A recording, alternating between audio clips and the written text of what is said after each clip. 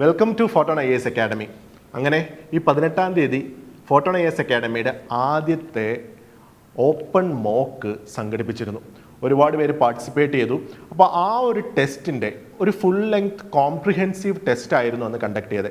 അതിൻ്റെ ഒരു ഓപ്പൺ ഡിസ്കഷനാണ് ഇന്നിപ്പം നടക്കാൻ പോകുന്നത്. ഓക്കെ, അപ്പോൾ ഡിസ്കഷൻ ചെയ്യുന്നതിന് മുമ്പേ നമ്മുടെ ടെസ്റ്റ് സീരീസിനെ കുറിച്ച് ജസ്റ്റ് ഒരു കാര്യം പറയാം.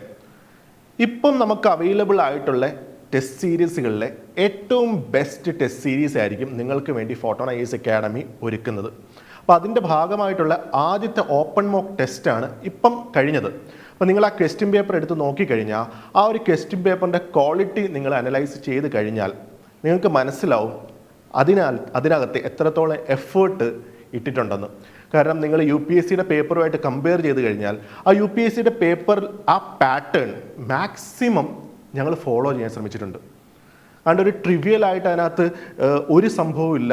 എല്ലാം എന്തൊക്കെയാണോ വേണ്ടത് അത് മാത്രമേ ക്വസ്റ്റ്യൻസിൽ വന്നിട്ടുള്ളൂ. അതും UPSCയുടെ സെയിം പാറ്റേണിൽ തന്നെയാണ് ആ ഒരു ക്വസ്റ്റ്യൻ പേപ്പർ സെറ്റ് ചെയ്തേക്കുന്നത്.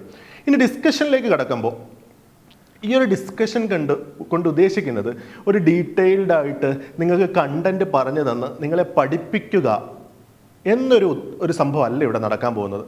ഇവിടെ ഡിസ്കഷൻ്റെ ഭാഗമായിട്ട് ചെയ്യാൻ പോകുന്നത് എങ്ങനെ ഒരു ക്വസ്റ്റ്യനെ അപ്രോച്ച് ചെയ്യാൻ പറ്റും. നിങ്ങളൊരു ക്വസ്റ്റ്യൻ ഒരു എക്സാമിനേഷൻ ഹാളിലിരുന്ന് നിങ്ങൾ ഒരു കണ്ടമാനം 100-200 സെക്ഷണൽ ടെസ്റ്റൊക്കെ ചെയ്തിട്ടായിരിക്കും നിങ്ങൾ പോകുന്നത്. ഇതാണോ വേണ്ടത്, അതോ നല്ല ക്വാളിറ്റിയിലുള്ള അത്രയും നല്ല ഫുൾ ലെങ്ത് ടെസ്റ്റുകളാണോ വേണ്ടത് എന്ന് നിങ്ങൾക്ക് മനസ്സിലാകും. UPSC നിങ്ങൾ എന്താ ചെയ്യേണ്ടതെന്ന് ഞാൻ പറഞ്ഞുതരാം. ഇതൊരു ഗെയിമാണ്. നിങ്ങൾ ആ UPSC എക്സാം ഹോളിലിരുന്ന് ഒരു ഗെയിം കളിക്കാൻ പോകുന്നത് ആ ഒരു ലാഘവത്തോടെയാണ് നിങ്ങൾ ആ എക്സാമിനെ സമീപിക്കേണ്ടത്. ആ ഒരു ഗെയിം കളിക്കുമ്പോൾ നിങ്ങൾ കുറേ കാര്യങ്ങൾ അറിഞ്ഞിരിക്കണം. ഇപ്പം നിങ്ങൾ ഏതൊരു ഗെയിം കളിക്കുകയാണെങ്കിലും ഒപ്പോണൻസ് എന്താണെന്ന് നിങ്ങൾ പ്രോപ്പറായിട്ട് സ്റ്റഡി ചെയ്തിട്ട് വേണം നിങ്ങൾ ആ ഗെയിം കളിക്കാൻ സ്റ്റാർട്ട് ചെയ്യാൻ. അതുപോലെ തന്നെ ഇവിടെ നിങ്ങളെ ഒരുക്കുകയാണ് ആ UPSC പ്രിലിംസ് എക്സാമിന് വേണ്ടി നിങ്ങളുടെ ഒപ്പോണൻസിൻ്റെ സ്ട്രെങ്ത്തും വീക്ക്നെസ്സും മനസ്സിലാക്കി നിങ്ങളെ ഒരുക്കാനാണ് ഈ ഒരു ഡിസ്കഷൻ വരുന്നത്. അപ്പോൾ ഇതിനകത്ത് ഡിസ്കഷനിലും വേണ്ടാത്തതായിട്ട് ഒരു കാര്യവും പറയുന്നില്ല. ഇതൊരു കണ്ടന്റ് റിച്ച് ആയിട്ടുള്ളൊരു ഡിസ്കഷൻ ആയിരിക്കില്ല. ആദ്യമേ പറയുകയാണ്, നിങ്ങൾക്ക് കണ്ടന്റാണ് വേണ്ടത്, നിങ്ങൾക്ക് പഠിക്കാനാണ്. ഇതിനകത്ത് കുറേ ടോപ്പിക്സ് കവർ ചെയ്യും. ടോപ്പിക്സ് എല്ലാം തന്നെ കവർ ചെയ്യും. ഇമ്പോർട്ടൻ്റ് ആയിട്ടുള്ള എല്ലാ ടോപ്പിക്സും ഇതിൽ കവർ ചെയ്യും. പക്ഷെ അതിലുപരി നമ്മുടെ തോട്ട് പ്രോസസ്സ് കറക്റ്റ് ആക്കണം. ഒരു എക്സാമിലേക്ക് കയറി ചെല്ലുമ്പോൾ ഒരു ക്വസ്റ്റ്യൻ അപ്രോച്ച് ചെയ്യുമ്പോൾ ഇപ്പോൾ അതിനകത്ത് 100 ചോദ്യം ഉണ്ടെങ്കിൽ ഒരു 30-35 ചോദ്യമേ നിങ്ങൾക്ക് ഡയറക്റ്റായിട്ട് ഹിറ്റ് ചെയ്യാൻ പറ്റത്തുള്ളൂ. എക്സാം അറ്റംപ്റ്റ് ചെയ്തിട്ടുള്ള ഏതൊരാൾക്കും ഇതെന്തായാലും അറിയാം. ബാക്കി ക്വസ്റ്റ്യൻസ് എങ്ങനെ ഹിറ്റ് ചെയ്യും? ഈ ഒരു 35 ചോദ്യം നമുക്ക് തെറ്റിക്കാനേ പാടില്ല. ബാക്കി ചോദ്യങ്ങൾ നിങ്ങൾ എങ്ങനെ ചെയ്യും? അതാണ് നിങ്ങൾ പഠിക്കേണ്ടത്. അത് പഠിക്കണമെങ്കിൽ നിങ്ങൾ ആ PYQ പ്രോപ്പറായിട്ട് അനലൈസ് ചെയ്യണം. കഴിഞ്ഞ ഒരു 8-10 വർഷത്തെ PYQ എടുത്ത് കറക്റ്റായിട്ടിരുന്ന് എന്തുകൊണ്ട് എങ്ങനെ ഈ സ്റ്റേറ്റ്മെൻറ്റ് വന്നു, ഇങ്ങനെ വന്നു കഴിഞ്ഞാൽ ഈ സ്റ്റേറ്റ്മെൻറ്റ് എങ്ങനെ റോങ് ആകുന്നു, ഇതെല്ലാം പ്രോപ്പറായിട്ട് അനലൈസ് ചെയ്താൽ മാത്രമേ നിങ്ങൾക്ക് നല്ലൊരു സ്കോറിലേക്ക് എത്താൻ പറ്റത്തുള്ളൂ. എന്ന് പറഞ്ഞാൽ 100-200 സ്കോർ മേടിക്കുന്ന കാര്യമല്ല ഞാൻ പറയുന്നത്. UPSCക്ക് എത്ര സ്കോറാണോ വേണ്ടത് അത് അച്ചീവബിൾ ആകും, പ്രൊവൈഡഡ് നിങ്ങൾ PYQ പ്രോപ്പറായിട്ട് അനലൈസ് ചെയ്ത് ആ അനലൈസ് ചെയ്യുമ്പം നിങ്ങൾക്ക് മനസ്സിലാവും PYQയിൽ തന്നെ ഒരുപാട് പാറ്റേൺസ് ഉണ്ട്. ഒരു ക്വസ്റ്റ്യൻ പേപ്പർ ഒരു എക്സാമിനർ എങ്ങനെയാണ് സെറ്റ് ചെയ്യുന്നത്, ആ ഒരു പാറ്റേൺ UPSC വീണ്ടും റിപ്പീറ്റഡ് ആയിട്ട് ഈ ഒരു പാറ്റേൺ തന്നെയാണ് ഫോളോ ചെയ്യുന്നത്. അപ്പോൾ ഇവിടെ ഞങ്ങൾ എക്സ്പേർട്ടായിട്ട് കുറച്ച് പേരുണ്ട്. അപ്പം ഞങ്ങൾ എന്താ ചെയ്യുന്നത്, ഇവിടെ ഈ പാറ്റേൺ എല്ലാം ഡീകോഡ് ചെയ്തിട്ട് നിങ്ങൾക്കത് പറഞ്ഞു തരുവാണ് ഇവിടെ ചെയ്യുന്നത്. അപ്പം നമ്മൾ ഇവിടെ എന്താണ് ചെയ്യാൻ പോകുന്നത് പറയാനാണെങ്കിൽ, നിങ്ങളുടെ മൈൻഡ് അല്ലെങ്കിൽ നിങ്ങളുടെ തോട്ട് പ്രോസസ്സ് ഞാൻ കറക്റ്റ് ആക്കാൻ പോവാണ്. ഒരു എക്സാമിൽ ഇരിക്കുമ്പോൾ എങ്ങനെ ഒരു ചോദ്യത്തിനെ നിങ്ങൾ അപ്രോച്ച് ചെയ്യണം, എങ്ങനെ ആ ചോദ്യത്തിനെ അപ്രോച്ച് ചെയ്താൽ ആ ചോദ്യം എങ്ങനെ നമുക്ക് ശരി ഉത്തരത്തിലേക്ക് കൊണ്ടെത്തിക്കാൻ പറ്റും. നോളജിൻ്റെ ഗെയിമല്ല, ഇറ്റ്സ് സംതിങ് എൽസ്. വേറൊരു സംഭവം, വേറൊരു കാര്യം അല്ലെങ്കിൽ ഒരു എക്സ്റ്റേണൽ ആയിട്ടുള്ള എലമെൻറ്റും കൂടെ നിങ്ങൾക്ക് ഉണ്ടാവണം. എന്നാലേ നിങ്ങൾക്ക് ആ ക്വസ്റ്റ്യൻ ക്രാക്ക് ചെയ്യാൻ പറ്റത്തുള്ളൂ. അതാണ് ഈ ഒരു 10 ടെസ്റ്റിൻ്റെ ഉദ്ദേശം. ഫോട്ടോൺ IAS അക്കാഡമി 10 ടെസ്റ്റുകളെ നിങ്ങളുടെ മുന്നിലേക്ക് കൊണ്ടുവരുന്നുള്ളൂ. ഈ 10 ടെസ്റ്റിൽ റിലവൻ്റ് ആയിട്ടുള്ള കാര്യങ്ങൾ മാത്രമേ ഉള്ളൂ. കറണ്ട് അഫയേഴ്സ് ആണെങ്കിൽ 500 ചോദ്യം കറണ്ട് അഫയേഴ്സ് ഫോക്കസ്ഡ് ആയിട്ടായിരിക്കും വരുന്നത്. ഇതിന് മേളിൽ എന്താ ചെയ്യാനുള്ളത്? ഇതിൻ്റെ മേളിൽ നമുക്കൊന്നും ചെയ്യാനില്ല.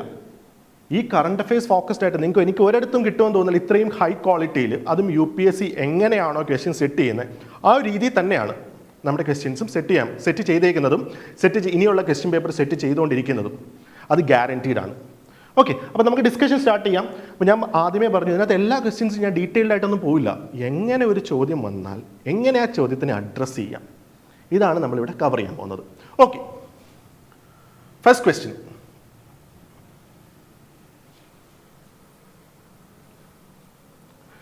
Which one of the following correctly explains the key difference between Mahayana and Hinayana Buddhism? ഇവിടെ ചോദ്യം റിപ്പീറ്റഡ് ആയിട്ട് വരുന്നൊരു തീമാണ്. അപ്പോൾ ഞാൻ ഈ ഡിസ്കഷനിൽ നിങ്ങൾക്ക് റിപ്പീറ്റഡ് UPSC തീംസും പറഞ്ഞു പോകും. UPSCയിൽ റിപ്പീറ്റഡ് ആയിട്ട് ചോദിച്ചുകൊണ്ടിരിക്കുന്ന ഒരു തീമാണ് ബുദ്ധിസം ആൻഡ് ജൈനിസം. അപ്പോൾ നിങ്ങൾ എന്താ ചെയ്യേണ്ടത്? ഇതിനെക്കുറിച്ച് നല്ല ഡെപ്തിൽ നിങ്ങൾ പഠിച്ചു വെച്ചേ പറ്റത്തുള്ളൂ. ബുദ്ധിസം ജൈനിസം തീംസ് ഇപ്പോഴേ ഞാൻ പറയുകയാണ്. നിങ്ങൾ ancient India art and culture പഠിക്കുമ്പോൾ ബുദ്ധിസം ജൈനിസം തീം അത്ര നന്നായിട്ട് നിങ്ങൾ നോക്കി വെക്കണം. ഇനി നമുക്ക് ചോദ്യത്തിലേക്ക് വരാം. Which one of the following correctly explains the key difference between Mahayana and Hinayana Buddhism? Mahayana emphasized the role of bodhisattvas while Hinayana focuses on individual salvation. ഓരോ സ്റ്റേറ്റ്മെന്റ് ഞാൻ വായിക്കുകയാണ്. Mahayana rejects the teachings of the Buddha while Hinayana follows them strictly. Mahayana is a sect of Buddhism practiced only in India while Hinayana is practiced globally. Mahayana involves elaborate rituals while Hinayana forbids any form of ritual practice. ഒരു കാര്യം ഞാൻ പറയാം, ഇത് നോളജിലൂടെ crack ചെയ്യേണ്ട ചോദ്യം തന്നെയാണ്. ഹീനയാന ബുദ്ധിസത്തിനെ കുറിച്ചും മഹായാന ബുദ്ധിസത്തിനെ കുറിച്ചും നിങ്ങൾ അത്ര നന്നായിട്ട് പഠിക്കേണ്ടതുണ്ട്. അതുകൊണ്ട് ഇത് നോളജിലൂടെ നിങ്ങൾക്ക് ഈസി ആയിട്ട് ക്രാക്ക് ചെയ്യാൻ വേണ്ടുന്ന ചോദ്യമാണ്. അല്ലെങ്കിൽ എങ്ങനെ ചെയ്യാം എന്നും കൂടെ ഞാൻ പറഞ്ഞുതരാം. ഇതിനകത്ത് Mahayana rejects the teaching of Buddha while Hinayana follows them strictly. Second statement നോക്കുക. റിജക്ട്സ് എന്ന് പറയുന്ന വാക്ക് ഇവിടെ വളരെ എക്സ്ട്രീം ആയിട്ടല്ലേ വന്നേക്കുന്നത്. ഇതിനകത്ത് പറഞ്ഞേക്കുന്ന മഹായാന ബുദ്ധന്റെ ടീച്ചിങ്സിനെ റിജക്റ്റ് ചെയ്യുന്നു, പക്ഷെ ഹീനയാന അത് സ്ട്രിക്ട്ലി ഫോളോ ചെയ്യുന്നു എന്ന് പറയുന്നു. അപ്പോൾ ഈ ഒരു സ്റ്റേറ്റ്മെന്റ് ഇവിടെ എന്ത് പറ്റി? ആ ഒരു ടേം ഉള്ളത് കൊണ്ട് എന്ത് പറ്റി ഇവിടെ? ആ ഒരു സ്റ്റേറ്റ്മെന്റ് എക്സ്ട്രീം സ്റ്റേറ്റ്മെന്റ് ആയി. അപ്പോൾ UPSCയുടെ പാറ്റേൺ അനുസരിച്ചിട്ട് ഇത്തരം ചില extreme statements most of the times extreme statements ആണെങ്കിൽ ആ ഒരു സ്റ്റേറ്റ്മെന്റ് തെറ്റാകാനുള്ള സാധ്യതയാണ് കൂടുതൽ. അപ്പോൾ ഈ ഒരു സ്റ്റേറ്റ്മെന്റ് നോക്കിയേ, അതൊരു എക്സ്ട്രീം സ്റ്റേറ്റ്മെന്റ് ആണ്, അത് തെറ്റാകാനുള്ള സാധ്യതയാണ് കൂടുതൽ. മൂന്നാം സ്റ്റേറ്റ്മെന്റ് നോക്കും. Mahayana is A സെക്ട് of Buddhism practised only in India. നിങ്ങൾക്കറിയാം, ഇത് പല സ്കോളേഴ്സും പല അവസരങ്ങളിൽ ഇത് ഇന്ത്യയിൽ നിന്ന് പുറത്തേക്ക് കൊണ്ടുപോയിട്ടുണ്ട്. നിങ്ങൾക്ക് ഇത് നന്നായിട്ട് അറിയുന്ന കാര്യമാണ്. അത് മാത്രമല്ല, ഒൺലി ഇൻ ഇന്ത്യ എന്ന് പറയുന്നത് വീണ്ടും ഒരു എക്സ്ട്രീം സ്റ്റേറ്റ്മെന്റ് ആയി, അതും തെറ്റി.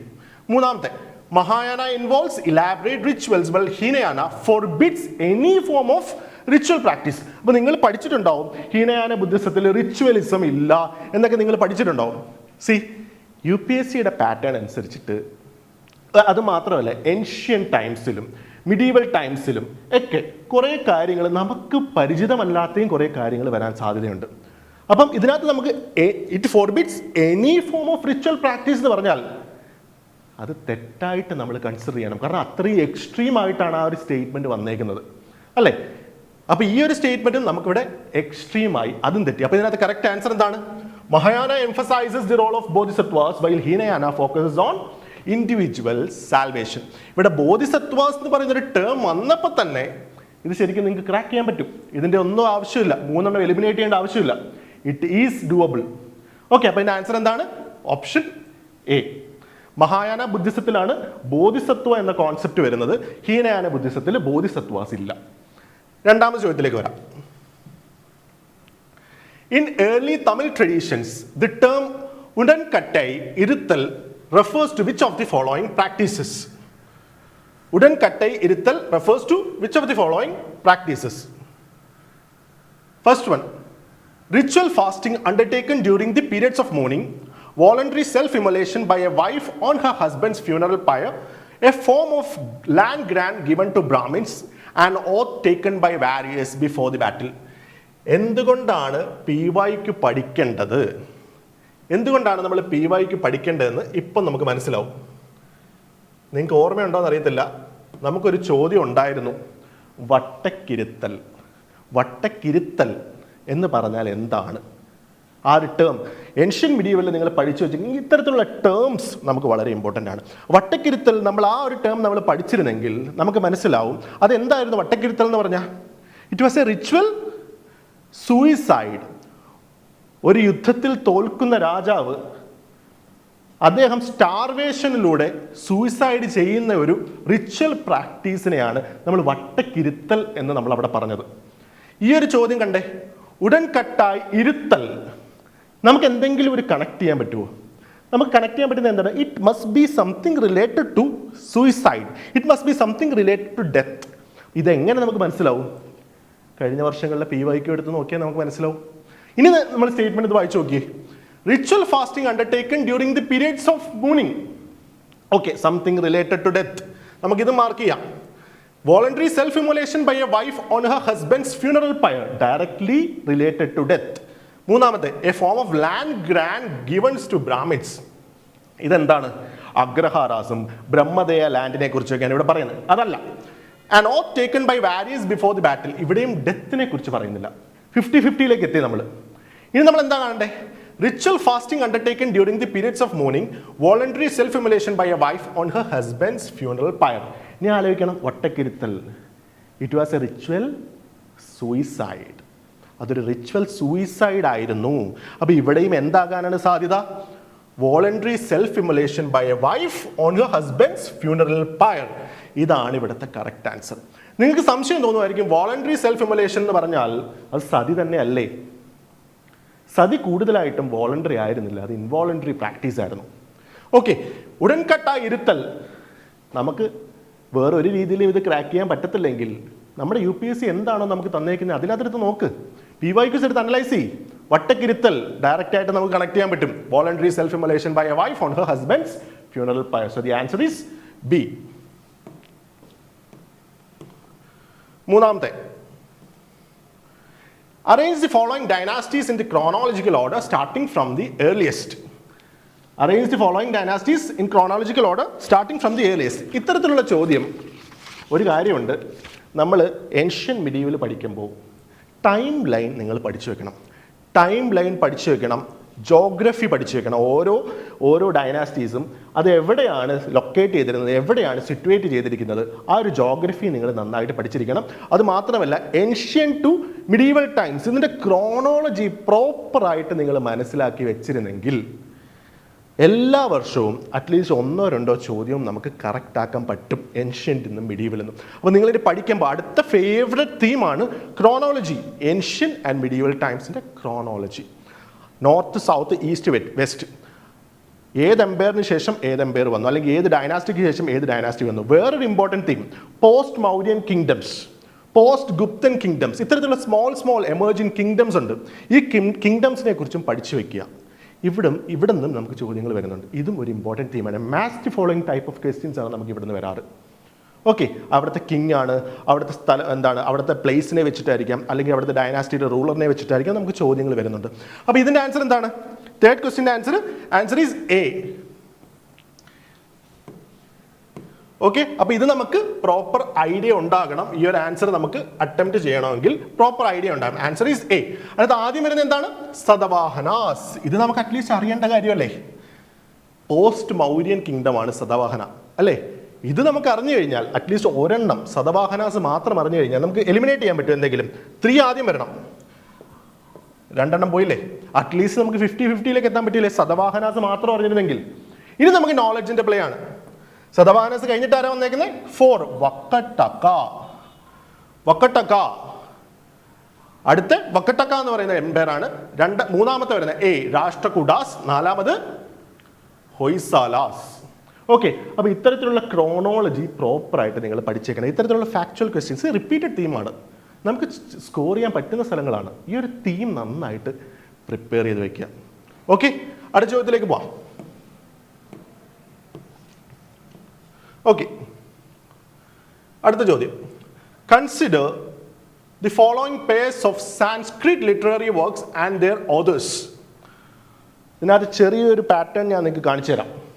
കാവ്യദർശ written by Rajashekhara, Kavyamimamsa written by Dandin, Kavyalankara written by ഭമഹ,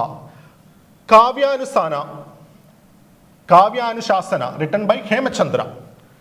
okay, ഇതിനകത്ത് ഇത്തരത്തിലുള്ള match the following type of ക്വസ്റ്റ്യൻസിൽ ഒരു കാര്യം നിങ്ങൾ ഓർത്ത് വെച്ചേക്കണം.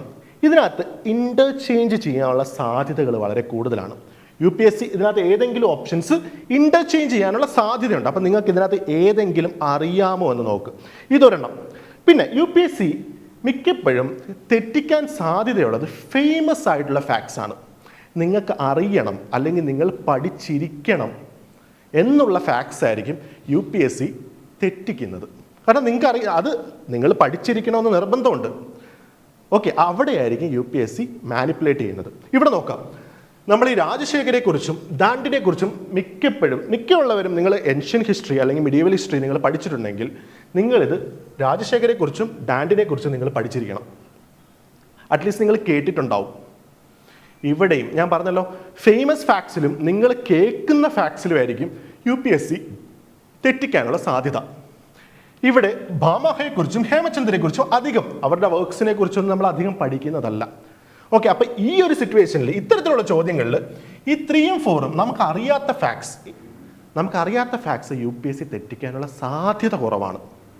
ഓക്കെ, അപ്പോൾ ഈ ഒരു ക്വസ്റ്റ്യനും അതേ സെയിം പാറ്റേണിൽ തന്നെയാണ് സെറ്റ് ചെയ്തേക്കുന്നത്. ഈ രണ്ടെണ്ണം ഇന്റർചേഞ്ച് ചെയ്തേക്കുവാണ്. Kavyadarsha was written by Dandin and Kavyamimamsa was written by Rajashekhara. എന്താണ് അപ്പോൾ ആൻസർ വരുന്നത്? Answer is only 2. ഓക്കെ ആണോ? അപ്പോൾ ഇപ്പോൾ ഈ പാറ്റേൺ എക്സ്ട്രീം സ്റ്റേറ്റ്മെന്റ്സ് വരുന്ന ഒരു കാര്യം ഞാൻ നിങ്ങൾക്ക് പറഞ്ഞു തന്നു. ഇത്തരത്തിലുള്ള match the following type of ക്വസ്റ്റ്യൻസിൽ UPSC എങ്ങനെയാണ് മാനിപ്പുലേറ്റ് ചെയ്യാൻ സാധ്യതയുള്ളത് എന്ന് ഞാൻ നിങ്ങൾക്ക് പറഞ്ഞു തന്നു. ഓക്കെ, ഇതൊരു കാര്യം നിങ്ങൾക്ക് പറഞ്ഞു തരും. ഇത് വേറെ പല ഇൻസ്റ്റിറ്റ്യൂട്ട്സ് നിങ്ങൾക്ക് പറഞ്ഞു തരത്തില്ലായിരിക്കും ക്വസ്റ്റ്യൻസ് എങ്ങനെയാണ് സോൾവ് ചെയ്യേണ്ടതെന്ന്. ഇത് പക്ഷേ നിങ്ങൾ അറിഞ്ഞിരിക്കണം. ഇങ്ങനത്തെയുള്ള ചോദ്യങ്ങൾ വന്നു കഴിഞ്ഞാലും നമുക്ക് അറ്റംപ്റ്റ് ചെയ്യാൻ പറ്റും എന്നൊരു കോൺഫിഡൻസ് നമുക്ക് ബിൽഡ് ചെയ്യണം. അതിന് നിങ്ങൾ ഒരുപാട് പ്രാക്ടീസ് ചെയ്തേ പറ്റൂ. ഇത്തരത്തിലുള്ള പാറ്റേൺസ് വരുന്ന നല്ല നല്ല ചോദ്യങ്ങൾ എടുത്ത് ചെയ്യുക, പ്രാക്ടീസ് ചെയ്യാം. ഇതൊരു മസിൽ മെമ്മറി ആക്കണം. ഈ ഒരു ചോദ്യം വന്നാൽ ഇങ്ങനെയൊക്കെ തെറ്റാൻ സാധ്യതയുണ്ട് എന്ന് നമ്മൾ മനസ്സിലാക്കണം. ഓക്കെ, അടുത്ത ചോദ്യം.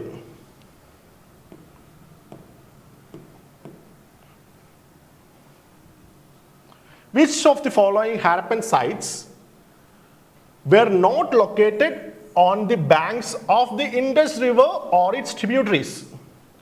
ഇവിടെ അടുത്ത മിസ്റ്റേക്ക് നിങ്ങൾ വരുത്താൻ പോകുന്നത് ഈ നോട്ട് ലൊക്കേറ്റഡ് കാണില്ല. ഇത്തരത്തിൽ മിസ്റ്റേക്സ് വന്നു കഴിഞ്ഞാൽ please note, your chances of getting in to that list is getting reduced. Silly mistakes 0 ആക്കണം. നിങ്ങൾക്ക് മിസ്റ്റേക്സ് വരുത്താം. നിങ്ങൾക്ക് അറിയാത്ത പോർഷനിൽ മിസ്റ്റേക്സ് വരുത്ത്. നിങ്ങൾക്ക് എന്തൊക്കെ നിങ്ങളൊരു ടെസ്റ്റ് ചെയ്യുമ്പോൾ നിങ്ങൾ പഠിച്ചിരിക്കേണ്ടത്, നിങ്ങൾ അറിയുന്ന പോർഷൻ ആണെങ്കിൽ അത് തെറ്റിക്കാൻ പാടില്ല. കാരണം അതെല്ലാവരും അത് ശരിയാക്കും, നിങ്ങളത് ശരിയാക്കണം. ഓക്കെ, സില്ലി മിസ്റ്റേക്സ് വരുത്താൻ പാടില്ല, 0 ആയിരിക്കണം. അടുത്തത്, നിങ്ങൾക്ക് തെറ്റിക്കാൻ ചോദ്യങ്ങൾ അതിനകത്ത് UPSC ഇട്ടിട്ടുണ്ടാവും, അത് തെറ്റിക്കോട്ടെന്നേ. ഇത്തരത്തിലുള്ള ചോദ്യങ്ങൾ തെറ്റാൻ പാടുണ്ടോ? ഇല്ല. ഹാരപ്പൻ സിവിലൈസേഷൻ എന്ന് പറഞ്ഞാൽ UPSCയുടെ ഒരു ഫേവറേറ്റ് തീമാണ്. എല്ലാ വർഷവും അതിനകത്ത് ചോദ്യങ്ങളുണ്ട്. എല്ലാ വർഷവും ഹാരപ്പൻ സൈറ്റ്സ് റിലേറ്റഡ് ആയിട്ടാണ് ചോദ്യവും. ഇത്രയും നമുക്കറിയാമെങ്കിൽ ഓരോ ഹാരപ്പൻ സൈറ്റ്സ് എടുത്ത് അതിൻ്റെ ക്യാരക്ടറിസ്റ്റിക്സ് പഠിച്ചു വെച്ചാൽ നമുക്ക് 2 മാർക്ക് കിട്ടത്തില്ലേ? എല്ലാ വർഷവും ചോദ്യമുണ്ട് നമുക്ക്. ഓക്കെ, അപ്പോൾ നിങ്ങൾ എന്താ ചെയ്യേണ്ടത്? ഇമ്പോർട്ടൻ്റ് ആയിട്ടുള്ള ഹാരപ്പൻ സൈറ്റ്സ് എടുക്കുക, അതിനകത്ത് അതിൻ്റെ പെക്യുലിയാരിറ്റീസ് എടുത്ത് നോട്ട് ചെയ്ത് വെക്കുക. എല്ലാ വർഷവും ചോദ്യമുണ്ട്. ഓക്കെ, അപ്പോൾ which of the following Harappan sites were not located on the banks of the Indus River or its tributaries? Indus റിവറിൻ്റെയും അതിൻ്റെ ട്രിബ്യൂട്ടറീസിൻ്റെ ബാങ്ക്സിൽ ലൊക്കേറ്റ് ചെയ്യാത്ത ഇൻഡസ് വാലി സൈറ്റ്സ്. ജോഗ്രഫി, ഇത് ജോഗ്രഫി ആയിട്ടും കൂടെ കണക്ട് ചെയ്യണം. ഞാൻ നേരത്തെ പറഞ്ഞു ancient medieval sites and its geography. എവിടെയാണ് ആ സൈറ്റ്സ് ലൊക്കേറ്റ് ചെയ്തേക്കുന്നത് നമുക്കൊരു ധാരണ ഉണ്ടാവണം. ഇത് ഡയറക്റ്റ് അല്ലേ? ഹാരപ്പൻ ആൻഡ് മൊഹൻജദാരോ ഇൻഡസിന്റെ ബാങ്കിലാണ്. രാഖിഗഡി ആൻഡ് കാലിബംഗൻ ഇൻഡസിന്റെ ബാങ്കിലാണ്. ചനുദാര ആൻഡ് ബാനാവലി ഇൻഡസിന്റെ ബാങ്കാണ്. ധോലാവീര ആൻഡ് ലോത്തൽ ഇതെവിടെയാണ്? ഗുജറാത്ത്. താഴേക്ക് വന്നുവല്ലേ? ഇത് ഇൻഡസിന്റെ ബാങ്കിലാകാൻ സാധ്യതയുണ്ടോ? ഇല്ല. ഈസി ക്വസ്റ്റ്യൻ അല്ലേ? ജോഗ്രഫി ഓർക്ക്, മാപ്പ് ഓർക്ക്. NCERT-യിലുള്ള എല്ലാ മാപ്പും ഇമ്പോർട്ടൻ്റ് ആണ്. ഏൻഷ്യൻ മിഡീവൽ ഹിസ്റ്ററിയിലുള്ള NCERT-യിലുള്ള എല്ലാ മാപ്പും ഇമ്പോർട്ടൻ്റ് ആണ്. ഞാൻ വീണ്ടും വീണ്ടും പറയുവാണ്, പഠിച്ചു വെക്കണം. ആൻസർ എന്താ ഇവിടെ? ധോലാവീര ആൻഡ് ലോത്തൽ. ഓക്കെ, നമുക്ക് അടുത്ത ചോദ്യത്തിലേക്ക് പോവാം. Question number 6. ഞാനൊരു കാര്യം പറയട്ടെ, ഈ ഒരു ചോദ്യം നിങ്ങൾ വേറെ ഒരിടത്തും കാണില്ല. ഇങ്ങനൊരു ചോദ്യം നിങ്ങൾ വേറെ ഒരിടത്തും കാണാൻ സാധ്യതയില്ല. ഇത് അത്ര ഇമ്പോർട്ടൻ്റ് ആയിട്ടുള്ളൊരു ചോദ്യമാണ്. കാരണം പലയിടങ്ങളിലും പല ഏഷ്യൻ കൺട്രീസിലും ഇപ്പോൾ ഹെഡ് ഓഫ് ദി സ്റ്റേറ്റ് അല്ലെങ്കിൽ പ്രൈം മിനിസ്റ്റർഷിപ്പ് ഉള്ളത് ഫീമെയിലാണ്. ഇതൊരു വാർത്തയായിരുന്നു. ഇത് ന്യൂസുകളിൽ ഇടം പിടിച്ച ഒരു വാർത്തയാണ്. ചോദിക്കാൻ സാധ്യതയുണ്ട്. അതാ ഞാൻ പറഞ്ഞത്, ഞങ്ങൾ ചൂസ് ചെയ്ത് പിക്ക് ചെയ്ത് ചോദിക്കാൻ എന്താണോ 2026 സാധ്യതയുള്ള ആ ഒരു ക്വസ്റ്റ്യൻസ് മാത്രമേ പിക്ക് ചെയ്തിട്ടുള്ളൂ. ട്രിവിയൽ ആയിട്ടുള്ള ഒന്നും എടുത്തിട്ടില്ല. ഓക്കെ, ചോദ്യം. Consider the following persons in news and reasons for being in news. First one is Claudia Sheinbaum. Second one Sanae Takaichi, Samia Suluhu, Sushila Karki. ഇനി ഇതെങ്ങനെ ക്രാക്ക് ചെയ്യാൻ പറ്റും? ക്വസ്റ്റ്യൻ ഈസിയാണ്, ക്രാക്ക് ചെയ്യാൻ പറ്റും.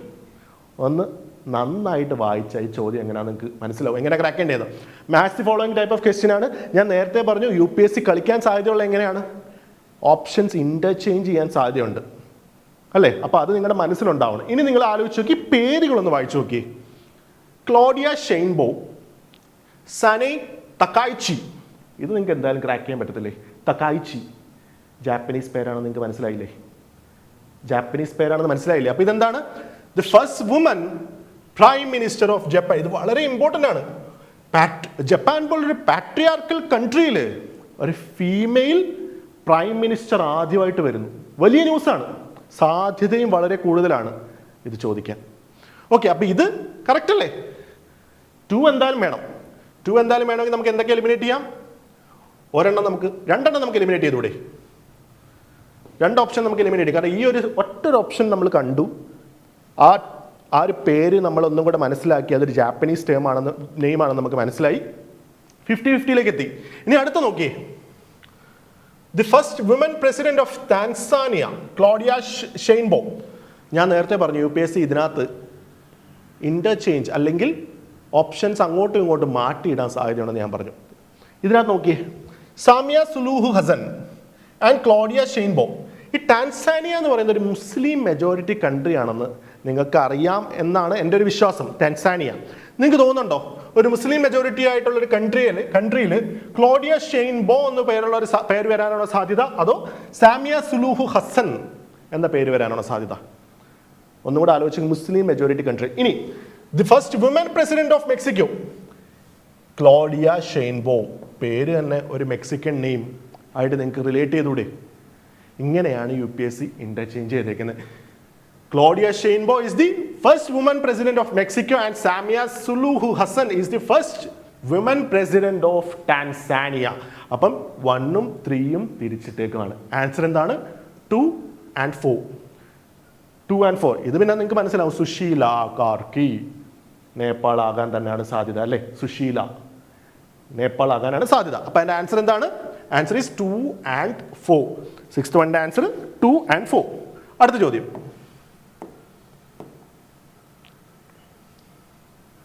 Seventh question. Consider the following countries.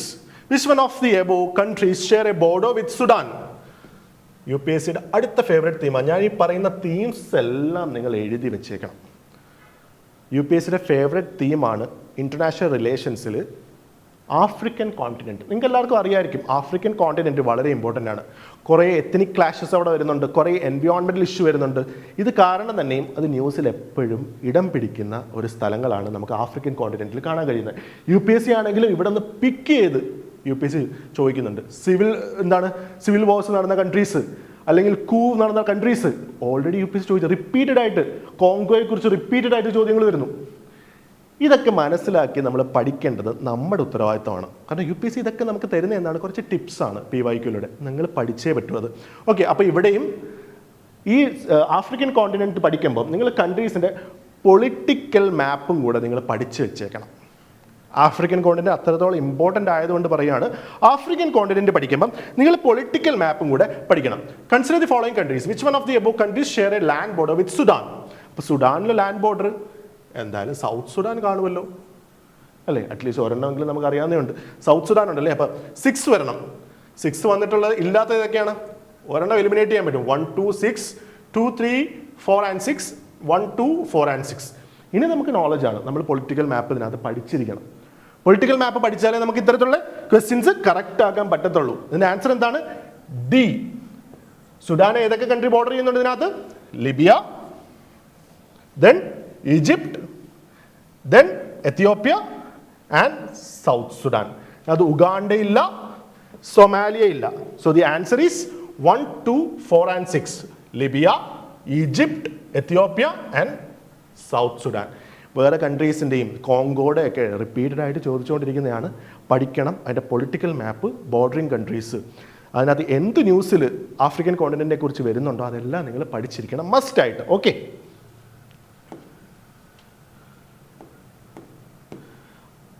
അടുത്ത ചോദ്യം.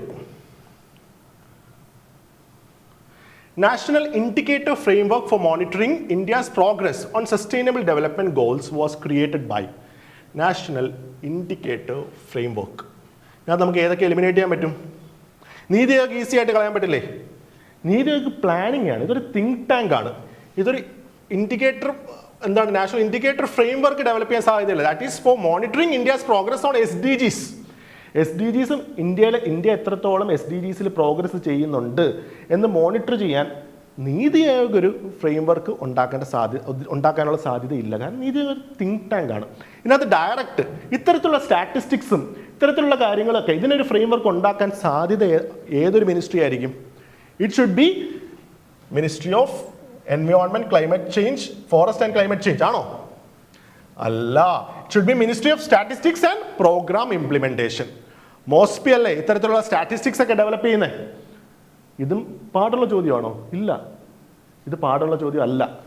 നമ്മൾ ക്രാക്ക് ചെയ്യാൻ പറ്റുന്ന ചോദ്യമാണ്. നിങ്ങൾ എന്താണ് പിക്ക് ചെയ്യേണ്ടത്? National indicator framework. Indicator framework ഇതാരാണ് ഡെവലപ്പ് ചെയ്യാൻ സാധ്യത? Ministry of statistics and programme implementation. Okay, Ministry of Statistics and Program Implementation is the correct answer. അടുത്ത ചോദ്യം, 9ാമത്തെ. The contingent reserve arrangement sometimes mentioned in the news is associated with which one of the following groupings? ഇതും current affairs related ആയിട്ടാണ്. ഒരു 2, 3 അല്ലെങ്കിൽ എനിക്ക് തോന്നുന്നൊരു 4 വർഷമായിട്ടും ഇത് related ആയിട്ട് ന്യൂസ് നമുക്ക് വരുന്നുണ്ട്, കുറച്ച് വർഷങ്ങളായിട്ട് വരുന്നുണ്ട്. ഇതിന്റെ ആൻസർ എന്താണ്? Contingent reserve arrangement sometimes mentioned in news is associated with which of the following group? It is BRICS. Okay, എന്താണ് contingent reserve arrangement എന്ന് പറഞ്ഞാൽ? ബ്രിക്സിന്റെ മെമ്പർ കൺട്രീസിന് BOP ക്രൈസിസ് വരുമ്പോൾ അവർക്ക് എന്ത് ചെയ്യാൻ പറ്റും? അവരുടെ ലോക്കൽ കറൻസി സ്വാപ്പ് ചെയ്യാൻ പറ്റും. ലോക്കൽ കറൻസി സ്വാപ്പ് ചെയ്ത് അവർക്ക് ഡോളേഴ്സ് ലഭിക്കും. ഇതിനു വേണ്ടിയുള്ളൊരു മെക്കാനിസമാണ് കണ്ടിൻജന്റ് റിസർവ് അറേഞ്ച്മെന്റ്. ഓക്കെ, ഈ മെമ്പർ കൺട്രീസ് BOP ക്രൈസിസ് വരുമ്പോൾ അവർക്ക് അവരുടെ ലോക്കൽ കറൻസി കൊടുത്തിട്ട് സ്വാപ്പ് ചെയ്തിട്ട് അവർക്ക് ഡോളേഴ്സ് എടുക്കാൻ പറ്റും. അപ്പോൾ ഇതൊരു ഷോർട്ട് ടേം ലിക്വിഡിറ്റി കൊടുക്കുന്ന ഒരു മെക്കാനിസമാണ്. Okay, it is related to BRICS. നമുക്കറിയാം ഇവരിപ്പം ബ്രിക്സ് എന്താണ്? ബ്രിക്സ് എന്താ ഇപ്പം ചെയ്യാൻ? സ്വിഫ്റ്റിനെ സ്വിഫ്റ്റിൽ നിന്ന് മൂവ് ഔട്ട് ചെയ്യാനൊക്കെ ശ്രമിച്ചുകൊണ്ടിരിക്കുകയാണ് ബ്രിക്സ് കൺട്രീസ് അല്ലേ? ഡോളർ ഡിപ്പെൻഡൻസ് കുറയ്ക്കാനും നോക്കുന്നുണ്ട് BRICS countries. Currency swap agreement ഒക്കെ മുഖേന ഡോളർ ഡിപ്പെൻഡൻസ് ഒക്കെ കുറയ്ക്കാൻ നോക്കുന്നുണ്ട് ബ്രിക്സ് കൺട്രീസ്. Okay, so the answer is C. അപ്പൊ നമുക്ക് കോണ്ടെക്സ്റ്റും കൂടെ നോക്കിക്കോ കേട്ടോ. റിസർവ് അറേഞ്ച്മെന്റ് ആണ്. പല ചോദ്യങ്ങളിൽ നമുക്ക് കോണ്ടെക്സ്റ്റ് അറിയാമെങ്കിൽ നമുക്ക് കൊണ്ടുവരാൻ പറ്റും. ഇപ്പം ഇതിനകത്ത് ബ്രിക്സ് കൺട്രീസ് ആണ് ഇത്തരത്തിലുള്ളൊരു നടപടി എടുക്കാൻ സാധ്യതയുള്ളത് എന്ന് നമ്മൾ ന്യൂസ് പേപ്പർ വായിച്ച് ആ ഒരു കോണ്ടെക്സ്റ്റ് നമുക്ക് മനസ്സിലാക്കി വെച്ചിരുന്നെങ്കിൽ ചിലപ്പോൾ നമുക്ക് 2 മാർക്ക് കിട്ടും. മനസ്സിലായില്ലേ? ഓക്കെ, അടുത്ത ചോദ്യം, ക്വസ്റ്റ്യൻ നമ്പർ 10.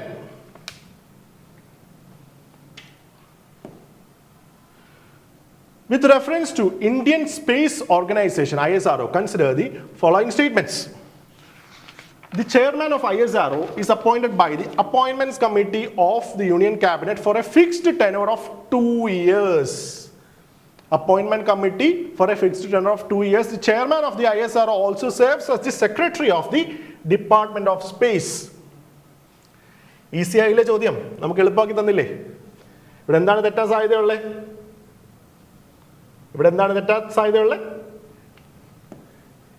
ഈ ഒരു ഡേറ്റയാണ് തെറ്റാവാൻ സാധ്യതയുള്ളത്. 2 years അല്ലേ? നിങ്ങൾക്ക് UPSC കൊണ്ടിട്ട് തരും തെറ്റായിട്ടുള്ള സംഭവങ്ങൾ നിങ്ങൾക്ക് മനസ്സിലാകാൻ വേണ്ടി നിങ്ങൾക്ക് ഇട്ട് തരും. ഇതൊരു UPSCയുടെ പാറ്റേൺ ആണ്.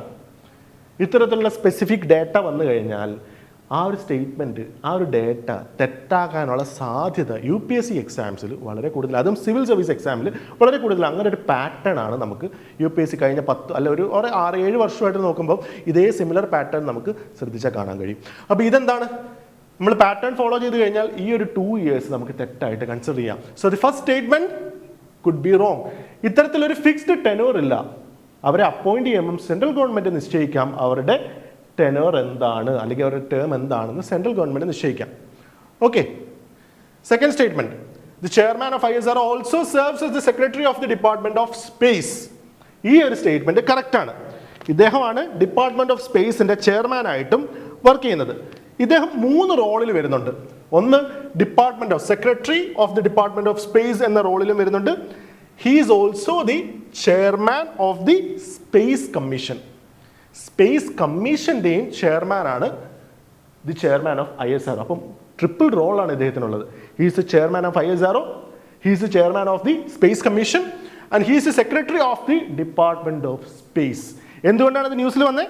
Doctor V. Narayanan has assumed charge on January 13 as the new chairman of ISR. ന്യൂസിലുണ്ട് കാരണം ഈ വർഷമാണ് അദ്ദേഹത്തിന് 2025 അദ്ദേഹത്തിന്റെ അപ്പോയിന്റ്മെന്റ് വന്നേക്കുന്നത്. അപ്പോൾ ISR അങ്ങനെയും നമുക്ക് ഇമ്പോർട്ടൻ്റ് ആയിട്ട്, ISRയുടെ മിഷൻസ് മാത്രമല്ല ISR ആസ് എ ബോഡി അതും നമുക്ക് ഇമ്പോർട്ടൻ്റ് ആണ്. ഓക്കെ. അപ്പോൾ ഇതിന്റെ ആൻസർ എന്താണ്? Answer is 2 only. അടുത്ത ചോദ്യം, which of the following uprisings in India are known to have employed guerrilla warfare tactics against the British? ഇത്തരത്തിലുള്ള ചോദ്യം എനിക്ക് വന്നാൽ I will be very happy. Okay, കാരണം എനിക്കറിയാം ഇതെനിക്ക് ക്രാക്ക് ചെയ്യാൻ പറ്റുമെന്ന്. I will be very happy during the examination. എൻ്റെ മുഖത്ത് അത് തെളിയും. I will be happy. Okay, ചോദ്യം വായിച്ചാൽ, which of the following uprisings in India are known to have employed guerrilla warfare tactics against the British? Guerrilla warfare tactics എന്താണെന്ന് നിങ്ങൾക്ക് അറിയാമല്ലോ. ഒളിപ്പോര് അല്ലെങ്കിൽ ഒളിയുദ്ധം. ഇത് എവിടെയാണ് നമുക്ക് കൂടുതലും കാണാൻ കഴിയുന്നത്? ഫോറസ്റ്റ് ഏരിയാസിലാണ് നമ്മൾ കൂടുതലും കേട്ടിട്ടുള്ളത് അല്ലേ? ഞാൻ ഒന്നും നോക്കുന്നില്ല, ഇതിനകത്ത് എവിടെയൊക്കെ ഫോറസ്റ്റ് ഏരിയാസ് ഉണ്ട് എന്ന് മാത്രം എനിക്ക് നോക്കിയാൽ മതിയായിരുന്നു.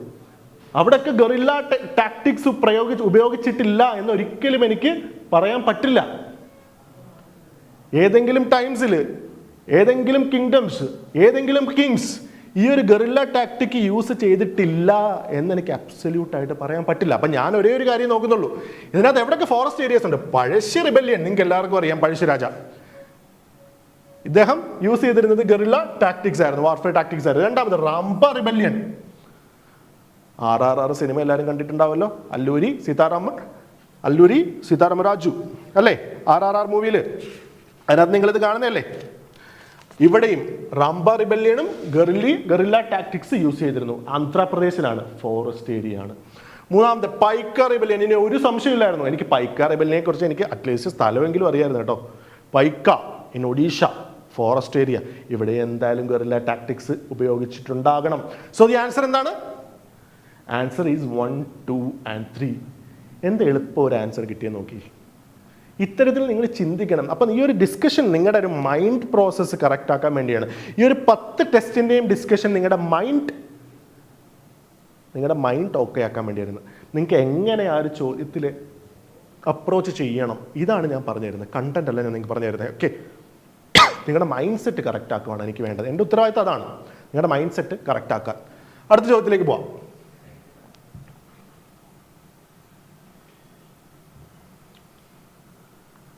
Question number 12. In 1921, which one of the following organizations passed a resolution demanding Swaraj, complete independence from the British rule, well before the Indian National Congress adopted a similar resolution in 1929? നിങ്ങൾക്ക് ഒരു സ്പെക്ട്രത്തിലും ഈ ഒരു statement കിട്ടില്ല. ഒരു സ്പെക്ട്രത്തിലും കിട്ടില്ല. നിങ്ങൾ വായിച്ചുള്ള ഒരു ബുക്കിലും കിട്ടാൻ ഒരു സാധ്യതയില്ല. ഞാൻ പറഞ്ഞല്ലോ, അത്ര റിസർച്ച് ചെയ്തിട്ടാണ് ഇവിടെ ക്വസ്റ്റ്യൻസ് സെറ്റ് ചെയ്തേക്കുന്നത്. ഓക്കെ, നമ്മൾ കേട്ടുള്ളത് എപ്പോഴാണ്? ലാഹോർ സെഷനിലുള്ള റിസൊല്യൂഷനാണ് നമ്മൾ കേട്ടിട്ടുള്ളത് അല്ലേ? ഇന്ത്യൻ നാഷണൽ കോൺഗ്രസ് അഡോപ്റ്റ് ചെയ്ത് സ്വരാജ് റെസൊല്യൂഷനാണ് നമ്മൾ കേട്ടിട്ടുള്ളത്, സ്പെക്ട്രത്തിൽ വായിച്ചിട്ടുള്ളതും. ഇവിടെ എന്താ ചോദിച്ചേക്കുന്നത്? In 1921, which one of the following organizations passed a resolution demanding Swaraj, the complete independence from British rule well before Indian National Congress adopted a similar resolution in 1929. ഇനി ഓരോ statement ഞാൻ എടുത്ത് വായിക്കുകയാണ്. ഞാൻ എങ്ങനെ എനിക്ക് എലിമിനേറ്റ് ചെയ്യാൻ പറ്റുമെന്ന് ഇനി നോക്കുന്നത്. First one, theosophical society, Hindu Mahasabha, servants of India society, ഈ രണ്ടെണ്ണവും ഇതിൻ്റെ ഒരു നേച്ചർ എന്തായിരുന്നു? ഈ രണ്ട് ഗ്രൂപ്പിങ്ങിൻ്റെയും ഒരു നേച്ചർ എന്തായിരുന്നു? It was more leaned in to reformation, it was more leaned in to spirituality, അല്ലേ? ഈ രണ്ട് തിയോസഫിക്കൽ സൊസൈറ്റിയും സെർവൻസ് ഓഫ് ഇന്ത്യ സൊസൈറ്റിയും, അങ്ങനെ രണ്ട് ബോഡീസ് സ്വരാജ് ഡിമാൻഡ് ചെയ്യാൻ സാധ്യതയുണ്ടോ? അതാണ് ഞാൻ ആലോചിച്ചത്. സെർവൻസ് ഓഫ് ഇന്ത്യൻ സൊസൈറ്റിയും തിയോസഫിക്കൽ സൊസൈറ്റിയും റിഫോർമേഷന് വേണ്ടി വർക്ക് ചെയ്ത ബോഡിയാണ്, അല്ലേ? അല്ലെങ്കിൽ സ്പിരിച്വാലിറ്റിക്ക് വേണ്ടി വർക്ക് ചെയ്ത ബോഡിയാണ്. അപ്പോൾ ഇത് രണ്ടും ഞാൻ ആദ്യമേ എലിമിനേറ്റ് ചെയ്തു. പിന്നെ എനിക്കുള്ളത് 50-50, ഹിന്ദു മഹാസഭയും All India Trade Union AITUC. അപ്പോൾ വേറൊരു കാര്യം എനിക്കറിയാം, ഈ ഒരു 2021 All India Trade Union Congress start ചെയ്തതെന്ന് എനിക്ക് അറിയാം. ആ ഒരു നോളജും എൻ്റെ മനസ്സിലുണ്ട്. പിന്നെ ഞാൻ ആലോചിച്ചു, ഹിന്ദു മഹാസഭ വന്നൂടെ? ഇല്ല, ഇത് ഐഡിയോളജി ബേസ്ഡ് ആയിട്ടുള്ളൊരു ഓർഗനൈസേഷൻ ആണല്ലേ. ഹിന്ദുക്കളുടെ ഇൻട്രസ്റ്റ് പ്രൊട്ടക്ട് ചെയ്യാൻ, ബ്രിട്ടീഷ് ഇന്ത്യയിലെ ഹിന്ദുക്കളുടെ ഇൻട്രസ്റ്റ് പ്രൊട്ടക്ട് ചെയ്യാൻ വേണ്ടി മുന്നോട്ട് വന്നൊരു ഓർഗനൈസേഷനാണ് ഹിന്ദു മഹാസഭ. അപ്പോൾ അതും വരാൻ സാധ്യതയില്ല എന്ന് എനിക്ക് മനസ്സിലായി. The answer was AITUC. Crack ചെയ്യാൻ പറ്റും. ഓക്കെ, ഇങ്ങനെ നമുക്ക് ആൻസറിലേക്ക് എത്താൻ പറ്റണം. ഓക്കെ ആണോ? അടുത്ത ചോദ്യം.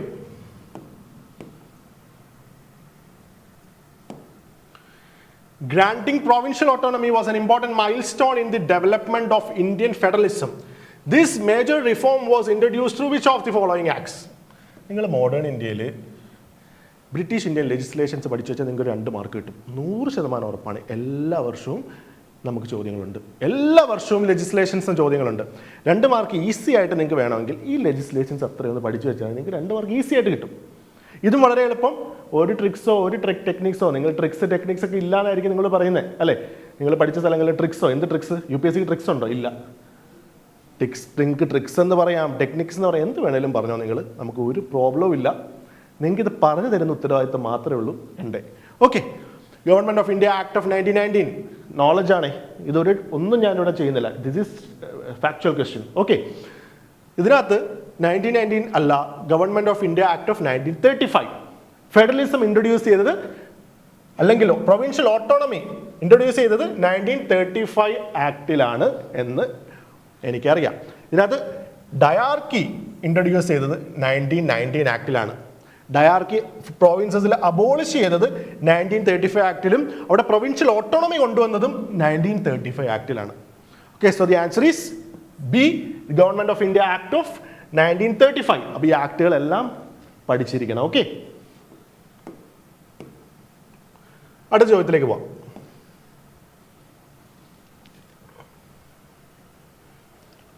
With reference to Royal Commission on Labour, ഇതെന്ത് മനോഹരമായിട്ട് നമുക്ക് ഈ ക്വസ്റ്റ്യൻ ക്രാക്ക് ചെയ്യാൻ പറ്റുമോ നോക്കാം. With reference to Royal Commission on Labour 1929, consider the following statements. It recommended the abolition of indentured labor system. It recommended the abolition of indentured labor system and emphasized better working conditions for industrial workers. നല്ല കാര്യമാണല്ലോ, അല്ലേ? അടുത്ത, it supported the principle of collective bargaining through trade unions. ഇതും നല്ല കാര്യമല്ലേ? അടുത്ത, it recommended that the employers should not be responsible for the housing needs of industrial laborers. ഈ ഒരു 3 സ്റ്റേറ്റ്മെന്റ് ഞാൻ വായിച്ചു നോക്കുമ്പോൾ ഇതിനകത്ത് എന്തെങ്കിലും ഒരു പെക്യുലാരിറ്റി നിങ്ങൾക്ക് കാണാൻ പറ്റുമോ ഈ 3 സ്റ്റേറ്റ്മെന്റിലും? അതിനകത്ത് ആദ്യത്തെ 2 സ്റ്റേറ്റ്മെന്റ് നോക്കി. It recommended the abolition of, എനിക്ക് ഞാനിത് വിറ്റ്ലി കമ്മീഷനെ കുറിച്ച് നിങ്ങൾ കേട്ടിട്ടില്ല എന്ന് തന്നെ വെച്ചോ, അല്ലാതെ എങ്ങനെ ഈ ക്വസ്റ്റ്യൻ ക്രാക്ക് ചെയ്യാൻ പറ്റുമെന്ന് ഞാൻ പറഞ്ഞുതരാം. വിറ്റ്ലി കമ്മീഷൻ നിങ്ങൾ കേൾക്കണം, നിങ്ങളത് പഠിക്കണം, അത് വേറൊരു കാര്യം കേട്ടോ. With reference to Royal Commission on Labour, consider the following statements. It recommended the abolition of indentured labor system and emphasized better working conditions for industrial workers. It supported the principle of collective bargaining through trade unions. എന്ത് മനസ്സിലാക്കാം ഇത് രണ്ട് സ്റ്റേറ്റ്മെന്റിലും? They were pro labor.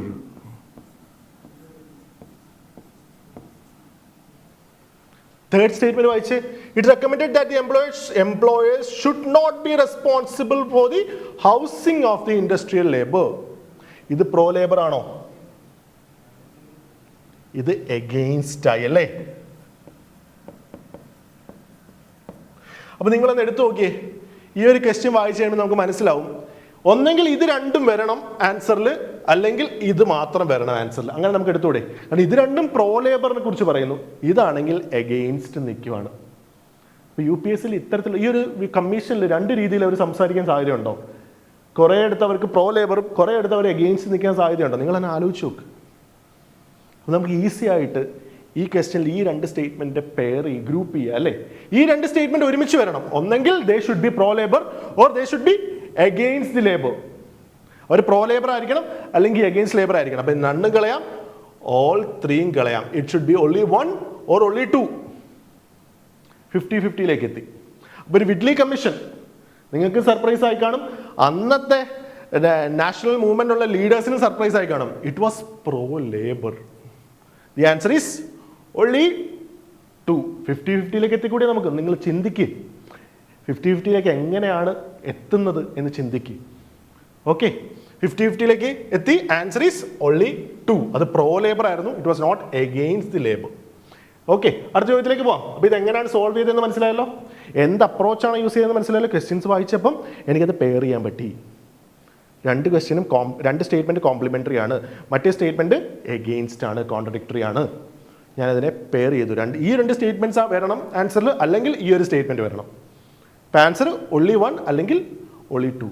So the final answer is only 2. അടുത്ത ചോദ്യത്തിലേക്ക് പോവാം.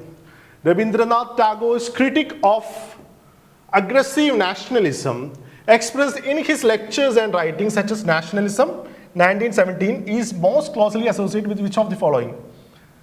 ഇതിന് തൊട്ട് മുമ്പേയുള്ള ക്വസ്റ്റ്യനിൽ ഞാൻ നിങ്ങൾക്ക് ഒരു സംഗതി പറഞ്ഞു തന്നില്ലേ, അതുപോലെ തന്നെ ഈ ഒരു ചോദ്യം നമുക്ക് ക്രാക്ക് ചെയ്യാൻ പറ്റും.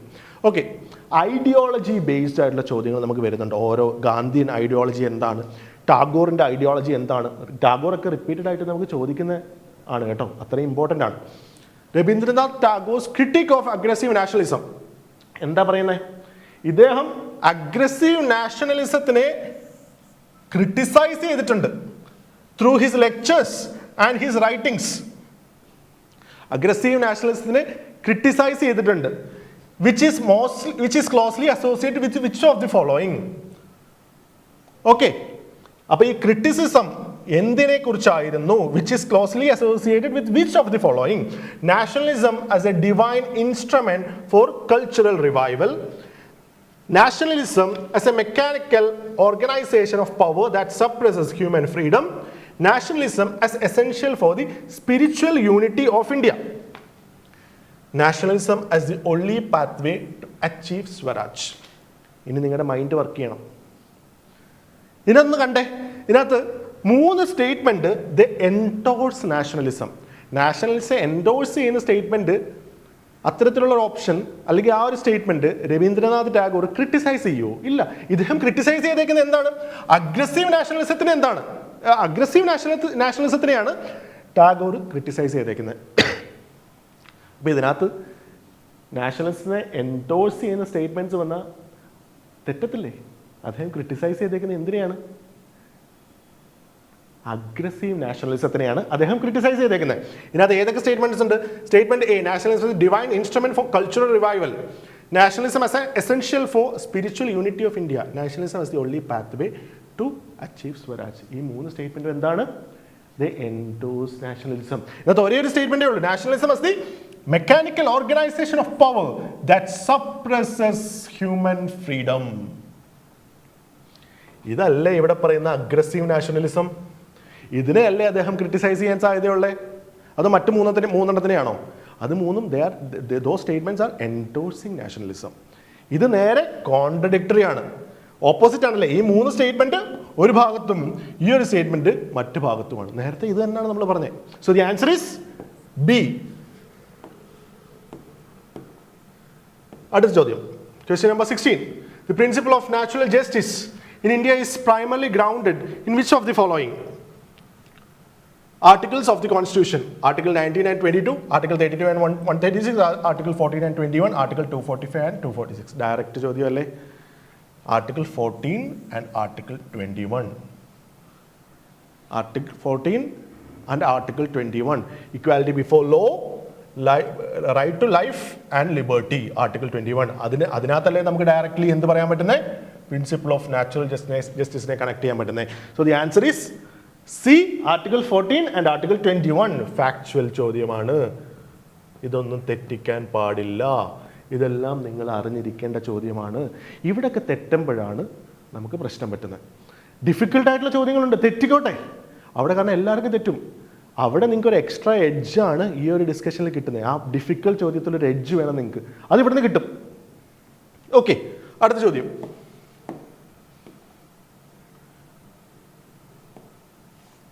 If a union territory in India is to be granted full statehood, it will require which of the following? ഇതിനകത്ത് ഏതൊക്കെ ആർട്ടിക്കിൾസ് ആണ് ഇമ്പോർട്ടൻ്റ് ആയിട്ട് വരുന്നത്? Article 2 and article 3. Article 2 and article 3. പിന്നെ നിങ്ങൾ ഇതിൻ്റെ കൂടെ എന്താ പഠിക്കുന്നത്? Simple majority. ഇതിൻ്റെ കൂടെ നിങ്ങൾ പഠിക്കുന്ന കാര്യമാണ്. വളരെ ഫാക്ച്വലാണ്, ലക്ഷ്മികാന്തിലുള്ളതാണ്. ആർട്ടിക്കിൾ 2 ആൻഡ് ആർട്ടിക്കിൾ 3 പഠിച്ചിരിക്കേണ്ട കാര്യം കൂടിയാണ്. Okay, if a union territory in India is to be granted full statehood, it will require which of the following? A unanimous resolution by interstate council followed by a simple majority in the Rajya Sabha only. Tetti. A special majority. Tetti. A presidential ordinance followed by a resolution passed by the state legislative assembly with a 2/3 majority. Tetti. Special majority I. A simple majority in both the houses of the parliament as per the article 3 of the constitution. വളരെ direct ആയിട്ടുള്ള ഒരു ചോദ്യമാണ്. Okay, ഇനി നിങ്ങൾ അറിഞ്ഞിരിക്കേണ്ട ഒരു കാര്യം, നിങ്ങൾ പഠിക്കേണ്ട ഒരു കാര്യം, ആർട്ടിക്കിൾ 2-ൻ്റെയും ആർട്ടിക്കിൾ 3-ൻ്റെയും ഡിഫറൻസ് എന്താണ്, അത് മസ്റ്റായിട്ട് നോക്കി വെച്ചേക്കണം കേട്ടോ. ആർട്ടിക്കിൾ 2-ൽ എന്താണ് പറയുന്നത്, ആർട്ടിക്കിൾ 3-ൽ എന്താണ് പറയുന്നത്, ലക്ഷ്മികാന്തിന് വളരെ ക്ലിയർ ആയിട്ട് കൊടുത്തിട്ടുണ്ട്. ഈ ഡയറക്റ്റ് ആർട്ടിക്കിളിൽ എന്താണ് പറഞ്ഞേക്കുന്നത്? Admission of new states into the union. Article 3-ൽ എന്താ പറഞ്ഞേക്കുന്നത്? ആർട്ടിക്കിൾ 2-ൽ പറഞ്ഞേക്കുന്നത് admission of new states into the union which are not a part of the Indian union. Indian യൂണിയനിലെ ഭാഗമായിട്ടില്ല എന്നൊരു സ്റ്റേറ്റിനെ അഡ്മിറ്റ് ചെയ്യുന്നതാണ് ആർട്ടിക്കിൾ 2-ൽ പറയുന്നതെങ്കിൽ ആർട്ടിക്കിൾ 3-ൽ എന്താ പറയുന്നത്? പുതിയ സ്റ്റേറ്റ് ഉണ്ടാക്കുന്നു through reorganisation of the boundaries of the existing States. Okay, അപ്പോൾ ആർട്ടിക്കിൾ 2-ഉം ആർട്ടിക്കിൾ 3-യും പഠിച്ചിരിക്കണം, അതിൻ്റെ ഡിഫറൻസസ്. അടുത്ത ചോദ്യത്തിലേക്ക് പോകാം. Question number 18.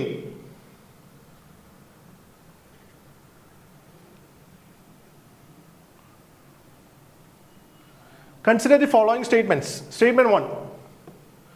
Unlike Lok Sabha, Rajya Sabha does not have a provision for reserving seats for scheduled caste and scheduled tribes.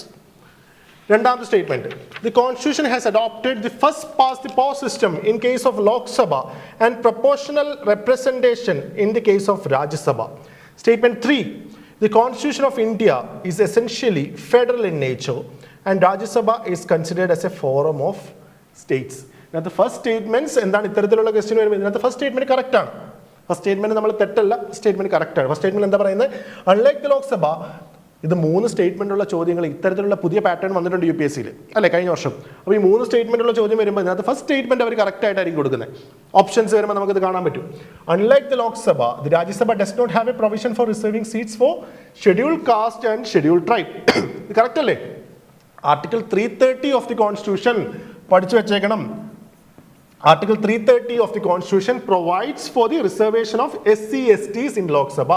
Article 330 ഉണ്ട്. Article 332 state legislative അസംബ്ലീസിനെ കുറിച്ച് ഇവിടെ പറയുന്നുണ്ട്. ഇത് ലോക്സഭയുടെ കാര്യവും സ്റ്റേറ്റ് ലെജിസ്ലേറ്റീവ് അസംബ്ലിയുടെ കാര്യമാണ് പറയുന്നത്. അപ്പോൾ ഈ ഒരു സ്റ്റേറ്റ്മെന്റ് കറക്റ്റ് ആണ് അല്ലേ? The Constitution has adopted the first past the post system in the case of Lok Sabha and proportional representation in the case of Rajya Sabha. First past the post system അല്ലേ? Candidates with most of the votes will win.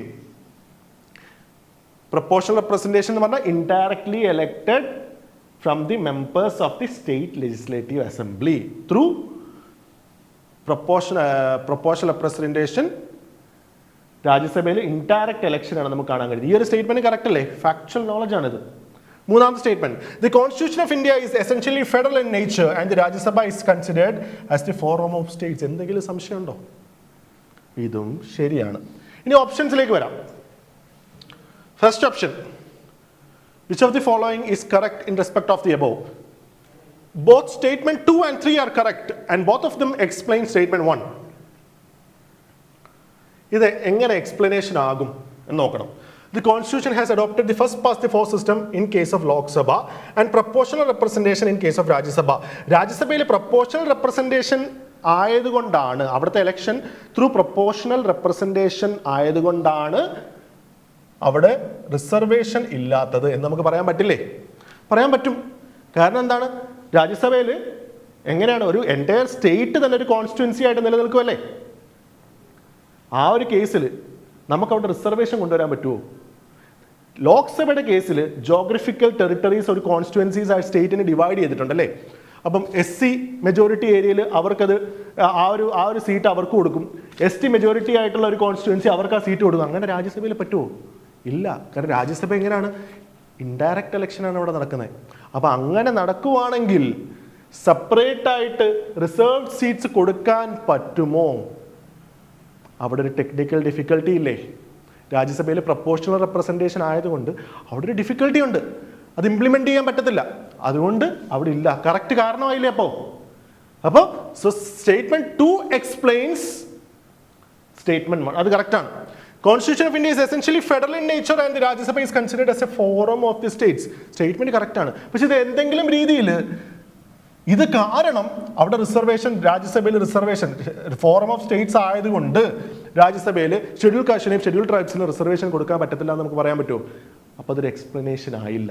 അപ്പോൾ ഇതിനകത്ത് രണ്ട് സ്റ്റേറ്റ്മെന്റ്സും statement 2ഉം കറക്റ്റാണ്, statement 3ഉം കറക്റ്റാണ്. പക്ഷെ statement 3 ഇതിന്റെ ഒരു explanation അല്ല. പക്ഷെ സ്റ്റേറ്റ്മെന്റ് 2 റൈറ്റ്ലി എക്സ്പ്ലെയിൻസ് സ്റ്റേറ്റ്മെന്റ് 1. അപ്പോൾ ഏത് ഓപ്ഷൻ അവിടെ കറക്റ്റ് ആവുന്നത്? Both statement 2 and 3 are correct, but only one of them explains statement 1. So the option B is the correct answer. അടുത്ത ചോദ്യത്തിലേക്ക് പോവാം. The animal birth control rules have been framed under which of the following acts? Prevention of Cruelty to Animals Act, Wildlife Protection Act, Environment Act, Biodiversity Act. Direct hit അല്ലേ? Prevention of cruelty to animals act. ഈ ഒരു question ചോദിച്ചതിന്റെ context നിങ്ങൾ മനസ്സിലാക്കിയിരുന്നെങ്കിൽ ഈ ഒരു answer easy ആയിട്ട് നിങ്ങൾക്ക് കിട്ടുമായിരുന്നു. ഈ ഒരു ചോദ്യം എന്തുകൊണ്ടാണ് ചോദിച്ചേ? സ്ട്രേ ഡോഗ്സിന്റെ ഇഷ്യൂ ന്യൂസിലുണ്ട്, നിങ്ങൾ വായിച്ചിരിക്കണം. സ്ട്രേ ഡോഗ്സിന്റെ ഇഷ്യൂ ആ ഒരു കോണ്ടെക്സ്റ്റ് നിങ്ങൾക്ക് അറിയാമായിരുന്നെങ്കിൽ നിങ്ങൾക്ക് ഡൗട്ട് അടിക്കുന്നത് എന്താണ്? ഇതിനകത്ത് ബയോഡൈവേഴ്സിറ്റി ആക്ടും എൻവയോൺമെന്റ് പ്രൊട്ടക്ഷൻ ആക്ട് നിങ്ങൾ എലിമിനേറ്റ് ചെയ്തു അല്ലേ? ആനിമൽ ബർത്ത് കൺട്രോളിനെ കുറിച്ചാണ് പറയുന്നത്. ഒന്നെങ്കിൽ വൈൽഡ് ലൈഫ് ആയിരിക്കും, അല്ലെങ്കിൽ prevention of cruelty to animals ആയിരിക്കും അല്ലേ? ഇനി ഇത് എന്തുകൊണ്ടാണ് ABC rules, animal birth control rules, ഇതിന്റെ കോണ്ടെക്സ്റ്റ് നിങ്ങൾ മനസ്സിലാക്കണം. കോണ്ടെക്സ്റ്റ് എന്താണ്? സ്ട്രേ ഡോഗ്സ് ആണ്. ഓക്കെ, അപ്പൊ സുപ്രീം കോടതി പറഞ്ഞിരുന്നു it ordered for the removal of stray dogs from schools, hospital and other public institutions. അങ്ങനെ സുപ്രീം കോടതി ഒരു ഓർഡർ പുറപ്പെടുവിച്ചിരുന്നു. ഒരുപാട് ചർച്ചയും ഒരുപാട് ഡിബേറ്റും ഒരുപാട് പ്രശ്നങ്ങളും ഉണ്ടാക്കിയ ഓർഡറാണ്. അപ്പോൾ ആ ഒരു കോണ്ടെക്സ്റ്റ് നമുക്കറിയാമായിരുന്നെങ്കിൽ ഇതിനകത്ത് വൈൽഡ് ലൈഫും ഡിലീറ്റ് ചെയ്യാൻ പറ്റത്തില്ലേ? ഡോഗ് ഒരു വൈൽഡ് ലൈഫും ഡിലീറ്റ് ചെയ്യാൻ പറ്റും. ഡോഗ്സ് നമ്മൾ കൂടുതലായിട്ട് എന്താണ്? Animal birth control ABC rules ആണ് അവിടെ നമുക്ക് വരുന്നത്. ആനിമൽ ബർത്ത് കൺട്രോൾ റൂൾസ് ആണ് നമുക്ക് വരുന്നത്. കാരണം ഇത് ഡോഗ്സ് റിലേറ്റഡ് ആണ്, സ്ട്രേ ഡോഗ്സ് റിലേറ്റഡ് ആണ്. So the answer is option A, prevention of cruelty to animals act 1960. ABC rules പഠിച്ചു വെക്കണം. ABC റൂൾസ് ഡെപ്തിൽ പഠിക്കണ്ട, കോണ്ടെക്സ്റ്റ് മനസ്സിലാക്കി വെക്കുക. ഓക്കെ, ഏത് ആക്ട് ആണെന്ന് മനസ്സിലാക്കി വെക്കുക. ഇത്രയൊക്കെ ഉണ്ട്. അതിൻ്റെ അപ്പുറം ഡെപ്തിലേക്ക് ഇതിനകത്തൊന്നും പോകേണ്ട ആവശ്യമില്ല. അങ്ങനെയാണെങ്കിൽ ഓരോന്നും എത്ര ഡെപ്തിൽ നമ്മൾ പഠിക്കേണ്ടി വരും? അതിൻ്റെ ആവശ്യം അതുകൊണ്ട് ഇല്ല. ഓക്കെ, അടുത്ത ചോദ്യം.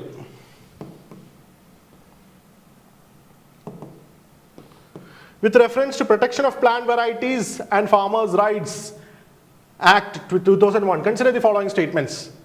A farmer entitled to save, use, sow, resow, exchange, share or sell his or her farm produce including branded varieties of his branded seeds of a variety protected under this act. Okay, അറിയത്തില്ലെങ്കിൽ അവിടെ അടുത്ത statement വായിക്കേ. The act provides for compensation to farmers if a registered seed variety fails to perform as claimed by the breeder. Okay, അടുത്തേ. Only commercial plant breeders are eligible. Only commercial plant breeders are eligible to register new plant varieties under the PPVFR Act. Again, തന്നു അല്ലേ, ആൻസറിലേക്ക് എത്താനുള്ള ഒരു clue നമുക്ക് കിട്ടി. Third one extreme statement ആയില്ലേ? Third one extreme statement ആയോ? അപ്പൊ നമ്മൾ UPSC പാറ്റേൺ അനുസരിച്ച് നമ്മൾ എന്താ ചെയ്യുന്നത്? തേർഡ് വൺ നമ്മൾ എലിമിനേറ്റ് ചെയ്യും. തേർഡ് വൺ എലിമിനേറ്റ് ചെയ്യുമ്പോൾ ആൻസറിലേക്ക് എത്താൻ പറ്റുമോ? തേർഡ് വൺ എലിമിനേറ്റ് ചെയ്യാൻ പറ്റുമോ നമുക്ക്? തേർഡ് വൺ എലിമിനേറ്റ് ചെയ്യാം. തേർഡ് വൺ എലിമിനേറ്റ് ചെയ്യാം. ഒന്നെങ്കിൽ നൺ അല്ലെങ്കിൽ 2 only ആയിരിക്കും ഇതിന്റെ ആൻസർ. ഇതിന്റെ ആൻസർ എന്താണ്? only 2. സെക്കൻഡ് സ്റ്റേറ്റ്മെന്റ് വായിച്ചു നോക്ക്. ദി ആക്ട് പ്രൊവൈഡ്സ്, എന്താ ആക്ടിന്റെ പേരെന്താണ്? Protection of plant varieties and farmers rights act. Protection of plant varieties and farmers rights act. The act provides for compensation to farmers if a registered seed variety fails to perform as claimed by the breeder. ഇത് വരാൻ സാധ്യതയില്ലേ? നിങ്ങൾ ആക്ടിന്റെ പേര് വായിക്കുമ്പോൾ തന്നെ ഇത് ശരിയാകാനുള്ള സാധ്യതയില്ലേ?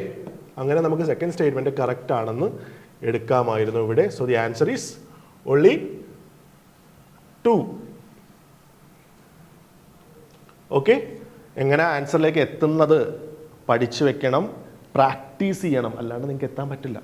പഠിച്ചു വെക്കണം, practice ചെയ്യണം. അപ്പോൾ ഒള്ളി എന്നൊരു എക്സ്ട്രീം സ്റ്റേറ്റ്മെന്റ് വന്നപ്പോൾ ആ ഒരു സ്റ്റേറ്റ്മെന്റ്, എക്സ്ട്രീം വാക്ക് വന്നപ്പോൾ ആ ഒരു സ്റ്റേറ്റ്മെന്റ് തെറ്റി. ഇവിടെ നിങ്ങൾ എപ്പോഴും ഒള്ളി എന്നൊക്കെ പറയും. ഇപ്പോൾ ഇപ്പോഴത്തെ സ്റ്റേറ്റ്മെന്റ്സിലൊക്കെ നമുക്ക് എല്ലാത്തിലും ഒള്ളി കാണാൻ പറ്റും. പക്ഷേ ഇവിടെ നമുക്ക് ഒറ്റ ഒരു സ്റ്റേറ്റ്മെന്റിലല്ലേ ഉണ്ടായിരുന്നുള്ളൂ. വായിച്ചു നോക്കുമ്പോൾ അത് എക്സ്ട്രീം ആയിട്ട് നമുക്ക് തോന്നി അല്ലേ? അതുകൊണ്ട് നമുക്കത് എലിമിനേറ്റ് ചെയ്യും. വേറെ ഒന്നും അവിടെ നോക്കണ്ട.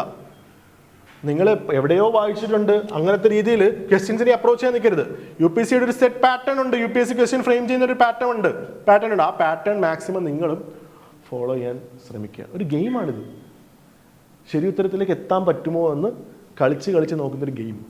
അങ്ങനെ ഈസി ആക്കണം ഈ ഒരു ഗെയിം. ഓക്കെ, അടുത്ത ചോദ്യം. Question number 21. Which one of the following works is a historical chronicle that laid the foundation for a tradition of historical writing and inspired at least 3 later continuations by other scholars? ആരും കേട്ടിട്ടുണ്ടാവത്തില്ല. ഇത്തരത്തിലുള്ള ചോദ്യങ്ങൾ നിങ്ങൾ ശ്രദ്ധിച്ചു നോക്കി. നിങ്ങൾ നോക്കുന്ന test സീരീസുകളിൽ ഇത്തരത്തിലുള്ള ചോദ്യങ്ങൾ വരുന്നുണ്ടോ? നിങ്ങൾക്ക് ക്രാക്ക് ചെയ്യാൻ പറ്റുകയും ചെയ്യണം. കാരണം UPSCയുടെ പാറ്റേൺ ഫോളോ ചെയ്ത് കഴിഞ്ഞാൽ ക്വസ്റ്റ്യൻസിൽ എന്തെങ്കിലും ഒരു ക്ലൂ കാണും ഫ്രെയിം ചെയ്തേക്കുന്നില്ല നിങ്ങൾക്ക് ആൻസറിലേക്ക് എത്താൻ. ഇവിടെ നോക്കി, which one of the following works is a historical chronicle? ഇതൊരു ഹിസ്റ്റോറിക്കൽ ക്രോണിക്കിൾ ആകണം. that laid the foundation for a tradition of historical writing and inspired at least 3 later continuations. 3 sequels ഉണ്ട് ഇതിന്. നിങ്ങളൊരു സിനിമ കണ്ടു കഴിഞ്ഞാൽ അതിൻ്റെ സീക്വൽസ് പറയുന്നുണ്ട്, അതിൻ്റെ പ്രീക്വൽസ് പറയുന്നുണ്ട്. നിങ്ങൾ പറയുന്ന കാര്യങ്ങളല്ലേ? അപ്പോൾ ഈ ഒരു ബുക്കിന് വീണ്ടും 3 സീക്വൽസ് ഉണ്ടെന്നാണ് ഇത് പറയുന്നതിനകത്ത്. ഒരു ഹിസ്റ്റോറിക്കൽ ക്രോണിക്കിളാണ്, അതിന് 3 സീക്വൽസ് വീണ്ടും ഉണ്ട്. ഓക്കെ, അപ്പോൾ ആ ഒരു ബുക്ക് ഇൻസ്പയർഡ് ആയിട്ട് വീണ്ടും അതിൻ്റെ 3 പാർട്സ് വന്നു. പാർട്ട് 1, പാർട്ട് 2, പാർട്ട് 3 എന്ന് പറഞ്ഞാൽ 3 വീണ്ടും പാർട്ടുകൾ വന്നു. ഇനി ബുക്കുകൾ നോക്കുക. കിതാബ് അൽ ഹിന്ദ് ബൈ അൽ ബറൂണി. കിതാബ് അൽ ഹിന്ദ് ബൈ അൽ ബറൂണി എന്ന് പറയുന്ന ബുക്ക് ഒരു ക്രോണിക്കിൾ ആകാൻ സാധ്യതയുണ്ടോ? കിതാബ് അൽ ഹിന്ദ് ബൈ അൽ ബറൂണി ഇദ്ദേഹം ഒരു ട്രാവലർ ആയിരുന്നു അല്ലേ? ഇദ്ദേഹം ഇവിടെ വന്ന് ആ ഒരു കാലഘട്ടത്തിനെ കുറിച്ചൊക്കെ ഇദ്ദേഹം എഴുതി പോയിട്ടുണ്ട്. നിങ്ങൾക്ക് തോന്നുന്നുണ്ടോ ഇതിനൊരു സീക്വൽ ഉണ്ടാവുമെന്ന്? കാരണം ഇദ്ദേഹം വന്നിട്ട് പോയി കഴിഞ്ഞാൽ ഇതിനൊരു സീക്വൽ ഉണ്ടാകാൻ സാധ്യതയുണ്ടോ? അടുത്ത രാമചരിതമനാസ് ബൈ തുളസിദാസ്. ഇതെന്താണ്?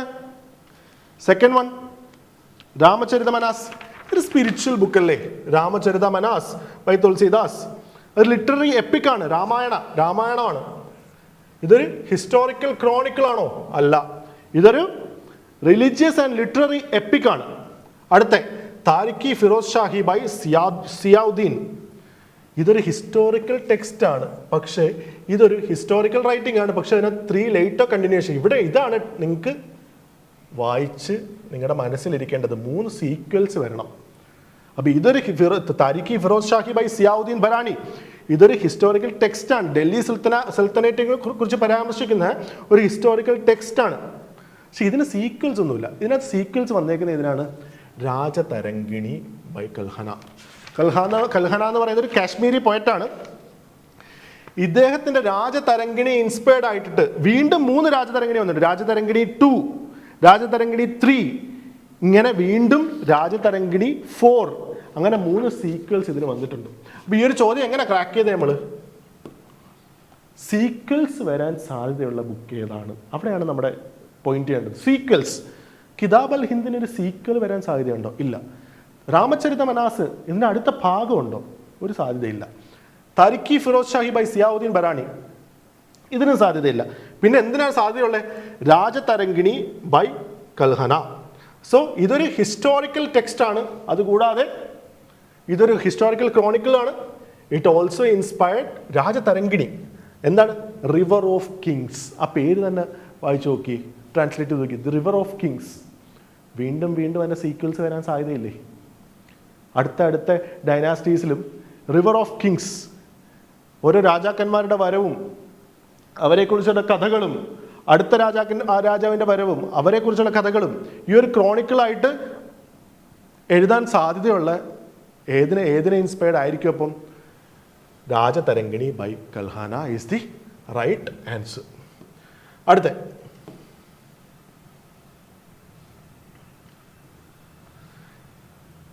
consider the following by as historical person and associated work or contribution. Match the following type of questions. ഞാൻ നേരത്തെ പറഞ്ഞു, ഇന്റർചേഞ്ച് ചെയ്യാൻ സാധ്യതയുണ്ട്. നിങ്ങൾക്ക് അറിയാവുന്ന ഏതെങ്കിലും ഉണ്ടോ നോക്കുക. അല്ലെങ്കിൽ ക്വസ്റ്റ്യൻ ഡിഫിക്കൽട്ട് ആണ്. ബെറ്റർ നിങ്ങൾക്ക് ഇതിനകത്തൊന്നും നിങ്ങൾക്ക് കിട്ടുന്നില്ലെങ്കിൽ, ഈ ഒരു ചോദ്യം നിങ്ങൾക്ക് അറിയത്തില്ലെങ്കിൽ, എവിടെയെങ്കിലും ഇന്റർചേഞ്ച് ചെയ്തിട്ടുണ്ടോ എന്ന് നിങ്ങൾക്ക് അറിയത്തില്ലെങ്കിൽ, ഒന്നും നിങ്ങൾക്ക് ഒരു ക്ലൂവും കിട്ടുന്നില്ലെങ്കിൽ better skip the question. Okay, ഇത്തരത്തിലുള്ള ചോദ്യങ്ങൾ നിങ്ങൾക്ക് സ്കിപ്പ് ചെയ്യാം. പക്ഷേ ചോദിച്ച സ്ഥിതിക്ക് ഇത് നന്നായിട്ട് പഠിച്ചേക്കണം. കാരണം ഇതെല്ലാം നമുക്ക് ഇമ്പോർട്ടൻ്റ് ആയിട്ടുള്ളതാണ്.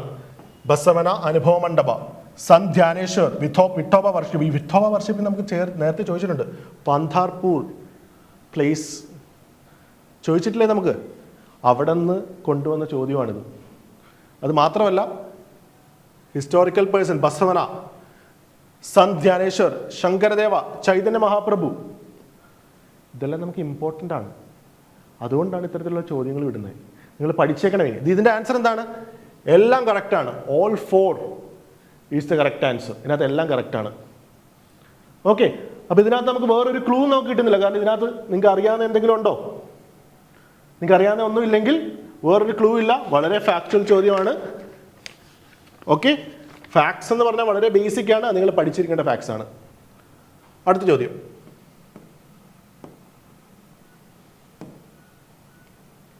Question number 23. The institution of Maktab Khana, the House of Translation or the Translation Bureau, was established by which of the following rulers? A. Babur, B. Aurangzeb, C. Sher Shah Suri, and fourth one is Akbar. Institution of Maktab Khana, the House of Translation. എങ്ങനെ eliminate ചെയ്യാൻ പറ്റും? ബാബർ ആകപ്പാട് 4 വർഷമേ ഭരിച്ചിട്ടുള്ളൂ. ബാബർനാമ എന്ന് പറയുന്ന അദ്ദേഹത്തിന് memoir ഉണ്ട്. ഇദ്ദേഹത്തിന് ഇത്തരത്തിലുള്ള ഒരു ട്രാൻസ്ലേഷൻ ബ്യൂറോ ഡിപ്പാർട്ട്മെൻ്റ് ഒന്നും കൊണ്ടുവരാനുള്ള സമയം കൂടി ഇല്ലായിരുന്നു. നിങ്ങൾക്ക് ഞാൻ പറഞ്ഞല്ലോ, ക്രോണോളജി പഠിച്ചു വെക്കണം. രാജാക്കന്മാർ, മുഗളമ്പേരൊക്കെ നമുക്ക് വളരെ ഇമ്പോർട്ടൻ്റ് ആയിട്ടുള്ള സമയമാണ്. പഠിച്ചു വെക്കണം. ഓക്കെ, ബാബർ അല്ല, സാധ്യതയില്ല. ഔറംഗസേബ്, ഇദ്ദേഹം ഇതിനകത്ത് ഡെഡ് അഗെയിൻസ്റ്റ് ആയിരുന്നു അല്ലേ? ട്രാൻസ്ലേഷനോ? ഇദ്ദേഹം ഇത് മൊത്തം സ്റ്റോപ്പ് ചെയ്ത ആളാണ്. ഒരു സാധ്യതയില്ല. ഓക്കെ, നേരെ ഓപ്പോസിറ്റ് ആണ് ഔറംഗസേബ്. ഷേർഷാ സൂരി, ഇദ്ദേഹം ഒരു he was A very good administrator. പക്ഷെ ഇത്തരത്തിലുള്ളൊരു ട്രാൻസ്ലേഷൻ ബ്യൂറോ ഉണ്ടാക്കാൻ ഷേർഷാ സൂരിയാണോ അക്ബറിനാണോ സാധ്യത കൂടുതൽ? അക്ബറിനല്ലേ. ഇദ്ദേഹത്തിൻ്റെ ടൈം പീരീഡിൽ ഒരുപാട് ട്രാൻസ്ലേഷൻസ്, ഒരുപാട് എപ്പിക്സ്, ഹിന്ദു എപ്പിക്സ് ഒക്കെ ഇദ്ദേഹം ട്രാൻസ്ലേറ്റ് ചെയ്തിട്ടുണ്ട്. അപ്പോൾ so the answer is Akbar. Okay, അടുത്ത ചോദ്യം.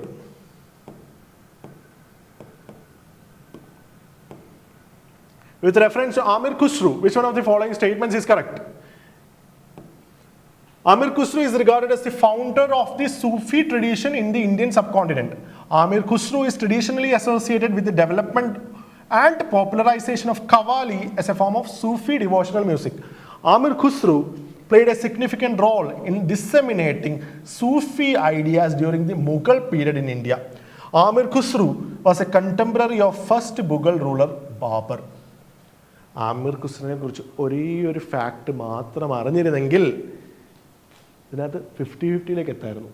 ആമിർ ഖുസ്രുവിനെ കുറിച്ച് ഒരു ഫാക്ട് അറിയാമായിരുന്നെങ്കിൽ. ഇദ്ദേഹം മുഗൾ ടൈം പീരീഡിലാണോ ഇദ്ദേഹം ഉള്ളത്? ആമിർ ഖുസ്രു അല്ല, ഇദ്ദേഹം ഡൽഹി സൽത്തനേറ്റിൻ്റെ പീരീഡിലായിരുന്നു ആമിർ ഖുസ്രു ഉള്ളത്. അപ്പം സിയും ഡിയും സ്ട്രെയിറ്റ് അവേ എലിമിനേറ്റ് ചെയ്തു. ഇനി first one and second one. Amir Khusrau is regard as a founder of Sufi tradition in the Indian subcontinent. അല്ല, ഇദ്ദേഹത്തിന് മുമ്പ് ആൾക്കാർ സൂഫി ട്രഡീഷൻ കൊണ്ടുവന്നിരുന്നു. ഖ്വാജ മൊയിനുദ്ദീൻ ചിഷ്ടിയൊക്കെ അതിന് മുമ്പേ വന്നിരുന്നു. അപ്പൊ ഈ ഒരു സ്റ്റേറ്റ്മെന്റ് തെറ്റാണ്. Amir Khusrau is traditionally associated with development and popularisation of qawwali as a form of Sufi devotional music. നിങ്ങൾ ആമിർ ഖുസ്രുവിനെ കുറിച്ച് പഠിക്കുമ്പോഴും ഏറ്റവും കൂടുതൽ നിങ്ങൾ ഇദ്ദേഹത്തിനെ കുറിച്ച് ടൈ ചെയ്യുന്നത് എന്തിനകത്തേക്കാണ്? ഇദ്ദേഹം കൊണ്ടുവന്ന ഖവാലി ട്രഡീഷനിലേക്കാണ്. നമ്മൾ പഠിക്കുന്ന കാര്യം തന്നെയാണ്. So the answer is B. ഇതെങ്ങനെ എലിമിനേറ്റ് ചെയ്യുന്നത് മനസ്സിലാവുന്ന ആ ഒരു ഫാക്ട് നിങ്ങൾക്ക് അറിയാമായിരുന്നെങ്കിൽ സിയും ഡിയും എലിമിനേറ്റ് ആയി. പിന്നെ നിങ്ങൾക്ക് ഈസി ആയിട്ട് ബിയിലേക്ക് എത്താം. കാരണം നിങ്ങൾ പഠിക്കുന്ന കാര്യമാണ്. ആമിർ ഖുസ്രു അദ്ദേഹത്തിൻ്റെ എന്താണ് contribution to the development of qawwali. Okay, അടുത്ത ചോദ്യം.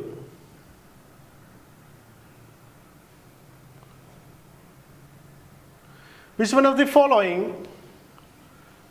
rulers halted the North Indian Emperor Harsha's southward advance by inflicting a decisive defeat on the banks of Narmada and thereafter assumed the title Parameshwara? ഇതിനകത്ത് എന്താ ചോദിച്ചേക്കുന്നത്? ഇതിനകത്ത് 4 പേരിൽ ഏത് റൂളറാണ് ഹർഷയുടെ സൗത്ത്വേർഡ് advance തടഞ്ഞതും അതുമൂലം അദ്ദേഹത്തിന് പരമേശ്വര എന്നൊരു ടൈറ്റിൽ ലഭിച്ചത്? ഇതിനകത്ത് ആർക്കാണ്? ഹർഷവർദ്ധനയുടെ. ഞാൻ പറഞ്ഞിട്ടുണ്ടല്ലോ, അടുത്ത ഇമ്പോർട്ടൻ്റ് ആണ്. നിങ്ങൾ മിഡീവൽ ഇന്ത്യ, ഏൻഷ്യൻ ഇന്ത്യ പഠിക്കുമ്പോൾ, മിഡീവൽ ഇന്ത്യൻ ഡൈനാസ്റ്റിക്സ് പഠിക്കുമ്പോൾ ഇമ്പോർട്ടൻ്റ് ഡൈനാസ്റ്റീസിൻ്റെ എല്ലാം കണ്ടംപററീസും കൂടെ നിങ്ങൾ പഠിച്ചു വെക്കണം. ഇമ്പോർട്ടൻ്റ് ഡൈനാസ്റ്റീസിൻ്റെ കണ്ടംപററീസാണ് ഞാൻ പഠിച്ചു വെക്കാൻ പറഞ്ഞത് കേട്ടോ. എല്ലാ ഡൈനാസ്റ്റീസിൻ്റെയും എല്ലാ റൂളേഴ്സിൻ്റെയും കണ്ടംപററീസിൽ ഇത് കുത്തിയിരുന്ന് പഠിക്കാനല്ല പറയുന്നത്. വളരെ ഇമ്പോർട്ടൻ്റ് ആയിട്ടുള്ള ഡൈനാസ്റ്റീസിൻ്റെ കണ്ടംപററീസ് പഠിച്ചു വെക്കണം. ഇമ്പോർട്ടൻ്റ്. ഓക്കെ, ഈ ഒരു ചോദ്യത്തിലേക്ക് വന്നോ. Which of the following are Harsha's contemporaries? ആരൊക്കെയാണ്? 1 നരസിംഹവർമ്മനും 2 പുലികേശനുമാണ്. ജാതവർമ്മൻ സുന്ദരപാണ്ഡ്യ അല്ല. വിഷ്ണുവർദ്ധന ഹൊയ്സാല അല്ല. ഇത് 2 പേരാണ് ഇദ്ദേഹത്തിൻ്റെ. ഈ നോളജ് നമുക്ക് വേണം, എന്നാലേ നമുക്കിത് ക്രാക്ക് ചെയ്യാൻ പറ്റത്തുള്ളൂ. ഈ ഒരു നോളജ് നമുക്ക് ഉണ്ടാകണം. പിന്നെ നിങ്ങൾ ഐഹോൾ ഇൻസ്ക്രിപ്ഷനെ കുറിച്ചൊക്കെ പഠിക്കുന്നില്ലേ? ഐഹോൾ ഇത് നമ്മൾ പഠിക്കുന്ന കാര്യം തന്നെ ഇതല്ല. അല്ലാതെ എങ്ങനെ ആൻസറിലേക്ക് എത്താം, ഏതൊക്കെ രീതിയിൽ നിങ്ങൾ പഠിച്ചാൽ ആൻസറിലേക്ക് എത്താം എന്നാണ് ഞാൻ ഇവിടെ പറഞ്ഞു തരുന്നത്. അപ്പോൾ നിങ്ങൾ കണ്ടംപററീസിനെ കുറിച്ച് പഠിച്ചു വെച്ചിരുന്നെങ്കിലും ആൻസറിലേക്ക് എത്താം. പിന്നെ ഐഹോൾ ഇൻസ്ക്രിപ്ഷൻ, രവികീർത്തി, ഇതൊക്കെ നമ്മൾ പഠിക്കുന്നതാണ്. ആരായിരുന്നു രവികീർത്തി? ചാലുക്യൻ റൂളറായ പുലികേശൻ II കോട്ട് പോയിന്റ് ആയിരുന്നു രവികീർത്തി. അദ്ദേഹത്തിന്റെ ഇൻസ്ക്രിപ്ഷനാണ് ഐഹോൾ ഇൻസ്ക്രിപ്ഷൻ. ആ ഇൻസ്ക്രിപ്ഷനിൽ എന്തിനെ കുറിച്ചാണ് പറഞ്ഞേക്കുന്നത്, പരാമർശിച്ചേക്കുന്നത്? ഹർഷവർദ്ധനയുടെ ഡിഫീറ്റിനെ കുറിച്ച് പരാമർശിച്ചിട്ടുണ്ട്. ആര് മൂലമുള്ള ഡിഫീറ്റാണ്? പുലികേശൻ II മൂലമുള്ള ഹർഷവർദ്ധനയുടെ ഡിഫീറ്റിനെ കുറിച്ച് ഇതിനകത്ത് പരാമർശിക്കുന്നുണ്ട്. അപ്പൊ ഇതിനകത്ത് ആൻസർ എന്താണ്? പുലികേശൻ II ഓഫ് ചാലുക്യാണ് ഇതിനകത്തെ കറക്റ്റ് ആൻസർ. അപ്പൊ ഇദ്ദേഹമാണ് ഹർഷയെ ഡിഫീറ്റ് ചെയ്ത് നർമ്മദ ബാങ്കിന്റെ താഴത്തേക്ക് അദ്ദേഹത്തിന്റെ ട്രാവലിന് തടയിട്ടത്. നോർത്ത് ഇന്ത്യ മൊത്തത്തിൽ പിടിച്ചെടുത്തു. അത് കഴിഞ്ഞ് അദ്ദേഹത്തിന് വേണ്ട എന്താണ്? ഡെക്കാൻ റീജിയനിലേക്ക് എക്സ്പാൻഡ് ചെയ്യണം. അതിന് ഹോൾട്ട് ചെയ്തത് ആരാണ്? പുലികേശൻ II ഓഫ് ചാലുക്യ. അതാണ് രവികീർത്തി ഇൻസ്ക്രിപ്ഷനിൽ നമുക്ക് കാണാൻ കഴിയുന്നത്. ഇദ്ദേഹത്തിന് ഈ ഒരു ടൈം പീരീഡ് തന്നെയാണ് വേറൊരു കാര്യം കൂടെ സംഭവിച്ചത്. ചൈനീസ് പിൽഗ്രിം ഹ്യുൻസാൻ സന്ദർശിച്ചത് ഈ ഒരു ടൈം പീരീഡിൽ. അതും കൂടെ നിങ്ങൾക്ക് ഓർത്ത് വെക്കാം. ഓക്കെ, പിന്നെ നരസിംഹവർമ്മൻ ഇവിടെ കണ്ടതുകൊണ്ട് ഞാൻ പറയുകയാണ്. ഈ നരസിംഹവർമ്മനാണ് പിന്നീട് ആരെ ഡിഫീറ്റ് ചെയ്തത്? പുലികേശൻ II ഡിഫീറ്റ് ചെയ്യുന്നുണ്ട് നരസിംഹവർമ്മൻ. അങ്ങനെ ഡിഫീറ്റ് ചെയ്തതിന് ശേഷമാണ് ഇദ്ദേഹത്തിനൊരു പേര് വന്നത്, വാതാപി കോണ്ടൻ. വാതാപി പിടിച്ചടക്കിയ ആള് വാതാപി കോണ്ടൻ. നരസിംഹവർമ്മൻ പുലികേശൻ II ഡിഫീറ്റ് ചെയ്തപ്പോഴാണ് അദ്ദേഹത്തിന് വാതാപി കോണ്ടൻ എന്ന പേര് ലഭിച്ചത്. അടുത്ത ചോദ്യം. വിത്ത് റെഫറൻസ് ടു 42nd അമെൻമെന്റ് ടു ദി കോൺസ്റ്റിറ്റ്യൂഷൻ. 42nd എന്ന് പറയുമ്പോൾ മിനി കോൺസ്റ്റിറ്റ്യൂഷൻ, 42nd എന്ന് പറയുമ്പോൾ ഇന്ദിരാഗാന്ധി, 42nd എന്ന് പറയുമ്പോൾ എമർജൻസി. ഓക്കെ, ഇത്രയും കാര്യങ്ങൾ മനസ്സിൽ വരണം. അടുത്ത, it amended the 7th schedule. It added A set of fundamental duties. ഇത് നിങ്ങൾക്ക് എന്തായാലും അറിയുന്ന ചോദ്യമല്ലേ, ഫാക്ട് ഫാക്ച്വൽ ക്വസ്റ്റ്യൻ ആണ്, എന്നാലും ഞാൻ പറയുവാണ്. It added A set of fundamental duties. Swaran Singh കമ്മിറ്റിയുടെ റെക്കമെൻഡേഷൻസ് മുഖേന ഫണ്ടമെന്റൽ ഡ്യൂട്ടീസ് ഏത് അമെൻമെന്റിൽ ആഡ് ആവുന്നത്? 42nd അമെൻമെന്റൽ ആക്ടിലാണ് ഫണ്ടമെന്റൽ ഡ്യൂട്ടീസ് ആഡ് ആവുന്നത്. സെക്കൻഡ് സ്റ്റേറ്റ്മെന്റ് എന്തായാലും നിങ്ങൾക്ക് കറക്റ്റ് ആണ്. It firmly provided that the fundamental rights guaranteed by article 20 and 21 can never be suspended during a national emergency. ഇത് 42nd അമെൻമെന്റ് ആണോ? അല്ല. ഇതെവിടെ വന്നേക്കുന്നത്? 44th കോൺസ്റ്റിറ്റ്യൂഷണൽ അമെൻമെന്റിലാണ് എമർജൻസിയുടെ കാര്യം. എമർജൻസിയിൽ ഫണ്ടമെന്റൽ റൈറ്റ്സിന്റെ പ്രൊട്ടക്ഷനെ കുറിച്ച് ഏത് അമെൻമെന്റിലാണ് പറഞ്ഞേക്കുന്നത്? 44th അമെൻമെന്റ്. 44th അമെൻമെന്റ് എപ്പോഴാണ് വരുന്നത്? ജനതാ ഗവൺമെന്റിന്റെ ടൈമിലാണ്. 42nd അമെൻമെന്റ് എപ്പോഴാണ് വരുന്നത്? ഇന്ദിരാഗാന്ധിയുടെ ടൈം പീരീഡിലാണ് 42nd അമെൻമെന്റ്. ഓക്കെ, ഇന്ദിരാഗാന്ധിയുടെ ടൈമിൽ കൊണ്ടുവന്ന കുറേ കോൺസ്റ്റിറ്റ്യൂഷണൽ അമെൻമെന്റ്സിനെ എടുത്ത് മാറ്റിയത് 44th കോൺസ്റ്റിറ്റ്യൂഷണൽ അമെൻമെന്റ് ആണ്. ഓക്കെ, ഒരുപാട് ചേഞ്ചസ് കൊണ്ടുവന്നിരുന്നു. ഓക്കെ, അപ്പോൾ ഇതിന് ആൻസർ എന്താണ്? ഫസ്റ്റ് സ്റ്റേറ്റ്മെന്റും സെക്കൻഡ് സ്റ്റേറ്റ്മെന്റും കറക്റ്റ് ആണ്. The answer is 1 and 2. Third statement eliminate ചെയ്തിരുന്നെങ്കിൽ നമുക്ക് ആൻസറിലേക്ക് എത്തായിരുന്നു. അപ്പോൾ നിങ്ങൾ എല്ലാം ഒന്നും അറിഞ്ഞില്ലെങ്കിലും ചില ഫാക്ട്സ് നിങ്ങൾ പഠിച്ചു വെച്ച് നിങ്ങൾ പഠിച്ചു വെക്കുന്നത് കോൺഫിഡൻ്റ് ആയിട്ട് നിങ്ങൾക്ക് ആൻസർ ഷീറ്റിൽ കൊണ്ടുവരാൻ പറ്റണം. അത് ഞാൻ പറഞ്ഞു, നിങ്ങൾ പഠിക്കുന്ന കാര്യങ്ങളും തെറ്റാൻ പാടില്ല. ഇത് 44th ആണ് നമ്മൾ പഠിക്കുന്നതാണ്, അത് തെറ്റാൻ പാടില്ല. അതറിയുന്നെങ്കിൽ ഇത് 3 ഓപ്ഷൻസ് എലിമിനേറ്റ് ചെയ്ത് നമുക്ക് ആൻസറിലേക്ക് എത്തായിരുന്നു. അടുത്ത ചോദ്യം. With reference to National Commission of Women in India, consider the following statements. It is a constitutional body. തെറ്റിയില്ലേ ആയും തന്നെ? National commission of women constitutional body അല്ല. കോൺസ്റ്റിറ്റ്യൂഷണൽ ബോഡി എല്ലാം നിങ്ങൾ നന്നായിട്ട് പഠിക്കുന്നതാണ്. ഇതൊരു സ്റ്റാറ്റ്യൂട്ടറി ബോഡിയാണ്. The chairperson of the commission must be a supreme court judge. Must be a supreme court judge. ഇതെന്തായി മാറിയിപ്പം? ഇതൊരു എക്സ്ട്രീം സ്റ്റേറ്റ്മെന്റ് ആയോ? He must be a supreme court judge. UPSCയുടെ പാറ്റേൺ അനുസരിച്ചിട്ട് എന്താ ഇവിടെ സംഭവിക്കാൻ പോകുന്നത്? അല്ലെങ്കിൽ നിങ്ങൾക്ക് പ്രോപ്പറായിട്ട് ഇഫ് യു ആർ 100% ഷുവർ, 100% നിങ്ങൾക്ക് ഈ ഈ ഒരു സംഭവത്തിൻ്റെ നോളജ് നിൽക്കുന്നുണ്ടെങ്കിൽ apply your knowledge itself. നിങ്ങൾക്ക് 100% ഉറപ്പാണെങ്കിൽ. അല്ലെങ്കിൽ എന്താണ്? What should you do? UPSC നമുക്ക് തന്നേക്കുന്ന ആ പാറ്റേൺ അതനുസരിച്ച് നിങ്ങൾ മാർക്ക് ചെയ്യണം. അപ്പോൾ സ്റ്റേറ്റ്മെൻറ്റും എന്താണ്? Chairperson of the commission must be എന്ന് പറഞ്ഞപ്പോൾ തെറ്റി. The commission submits its annual report along with any special report to the president. Normally പ്രസിഡന്റിലേക്ക് ആരാ റിപ്പോർട്ട്സ് സബ്മിറ്റ് ചെയ്യുന്നത്? കോൺസ്റ്റിറ്റ്യൂഷണൽ ബോഡീസ് അല്ല റിപ്പോർട്ട് സബ്മിറ്റ് ചെയ്യുന്നത്. സ്റ്റാറ്റ്യൂട്ടറി ബോഡീസും കൂടെ റിപ്പോർട്ട് സബ്മിറ്റ് ചെയ്യും. ഇദ്ദേഹത്തിന് ഇത് തന്നെയാണ് പണി. ഈ റിപ്പോർട്ട് നോക്കൽ തന്നെയാണ് അദ്ദേഹത്തിന് പണി അല്ല. അപ്പം സ്റ്റാറ്റ്യൂട്ടറി ബോഡീസ് റിപ്പോർട്ട് സബ്മിറ്റ് ചെയ്യുന്ന ആർക്കാണ്? സെൻട്രൽ ഗവൺമെന്റിനാണ്. കോൺസ്റ്റിറ്റ്യൂഷണൽ ബോഡീസാണ് പ്രസിഡന്റിന് റിപ്പോർട്ട് സബ്മിറ്റ് ചെയ്യുന്നത്. സോ 27th ക്വസ്റ്റ്യൻ ആൻസർ എന്താണ്? 3 സ്റ്റേറ്റ്മെന്റ് തെറ്റാണ്. The answer is D.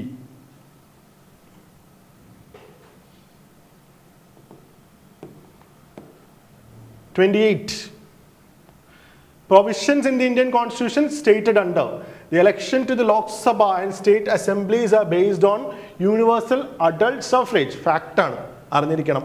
ഇതിനകത്ത് ഒരു കുറുക്ക് വിദ്യയില്ല, ഫാക്റ്റാണ്. ഇനി തിരിച്ചിടുന്നോന്ന് വല്ലതും നിങ്ങൾക്ക് ചെക്ക് ചെയ്യാം. പക്ഷേ ഈ ഒരു സ്റ്റേറ്റ്മെന്റ് നിങ്ങൾ വായിച്ചു നോക്കിയോ. Suspension of fundamental rights during the national emergency. Suspension of fundamental റൈറ്റ്സിനെ കുറിച്ചാണ് ഇവിടെ പറയുന്നത് അല്ലേ? ഫണ്ടമെന്റൽ റൈറ്റ്സ് അല്ലേ പാർട്ട് 3 പറയുന്നത്? Suspension of fundamental rights during emergency, അത് എമർജൻസിയുടെ അണ്ടറിലല്ലേ വരുന്നത്? ആർട്ടിക്കിൾ 359 അണ്ടർ പാർട്ട് 18 ഇവിടെയാണ് എമർജൻസി വരുന്നത്. അപ്പോൾ suspension of fundamental rights during national emergency എവിടെയാണ് വരുന്നത്? പാർട്ട് 18 വരുന്നത്. പാർട്ട് 3 എന്ന് പറയുന്നത് എന്താണ്? ഫണ്ടമെന്റൽ റൈറ്റ്സിനെ കുറിച്ചാണ് അവിടെ പറയുന്നത്. അപ്പോൾ ഇതെന്തായാലും തെറ്റി. അടുത്ത incorporation regulation management and audit of corporative societies part 9B. ഇത് കറക്റ്റ് അല്ലേ? ഏതാ കോൺസ്റ്റിറ്റ്യൂഷണൽ അമെൻമെന്റ്? 97th കോൺസ്റ്റിറ്റ്യൂഷണൽ അമെൻമെന്റ് ആക്ട് ഓഫ് 2011. അവിടെയാണ് കോർപ്പറേറ്റീവ് സൊസൈറ്റീസിനെ ആഡ് ചെയ്തേക്കുന്നത്. അപ്പോൾ ഇത് കറക്റ്റ് ആണ്. ഫസ്റ്റ് വൺ ഇനി നോക്കിയേ. Election to the Lok Sabha and state legislative assemblies are based on universal adult suffrage. With the article elections ഒക്കെ എവിടെയാണ്? Article 324 to article 329. ഇത് ഏത് പാർട്ടാണ്? പാർട്ട് 15. അപ്പോൾ ഇതിനകത്ത് ഏതൊക്കെയാണ് കറക്റ്റ്? 1ഉം 3ഉം കറക്റ്റ് ആയിട്ടാണ് മാച്ച് ചെയ്തേക്കുന്നത്. ഇനി പാർട്സ് മറക്കാൻ പാടില്ല. Elections part 15, fundamental rights part 3 parts ചോദിച്ചിട്ടുണ്ട്. ഞാൻ പറഞ്ഞില്ലേ പാറ്റേൺ അതേപടി ഫോളോ ചെയ്തേക്കുന്ന ക്വസ്റ്റ്യൻ പേപ്പർ തന്നെയാണ്. കഴിഞ്ഞ വർഷവും കഴിഞ്ഞതിന് മുമ്പിലത്തെ വർഷവും പാർട്സ് ചോദിച്ചിട്ടുണ്ട്. ഓക്കെ, അപ്പോൾ പാർട്ട് 3 ഫണ്ടമെന്റൽ റൈറ്റ്സ് ആണ്. പാർട്ട് 18 എന്താണ്? എമർജൻസി ആണ്. പാർട്ട് 9B എന്താണ്? കോർപ്പറേറ്റീവ് സൊസൈറ്റീസിനെ കുറിച്ച് പറയുന്നത്. Answer is only 2.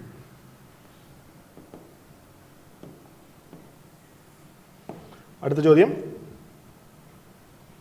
Question number 29.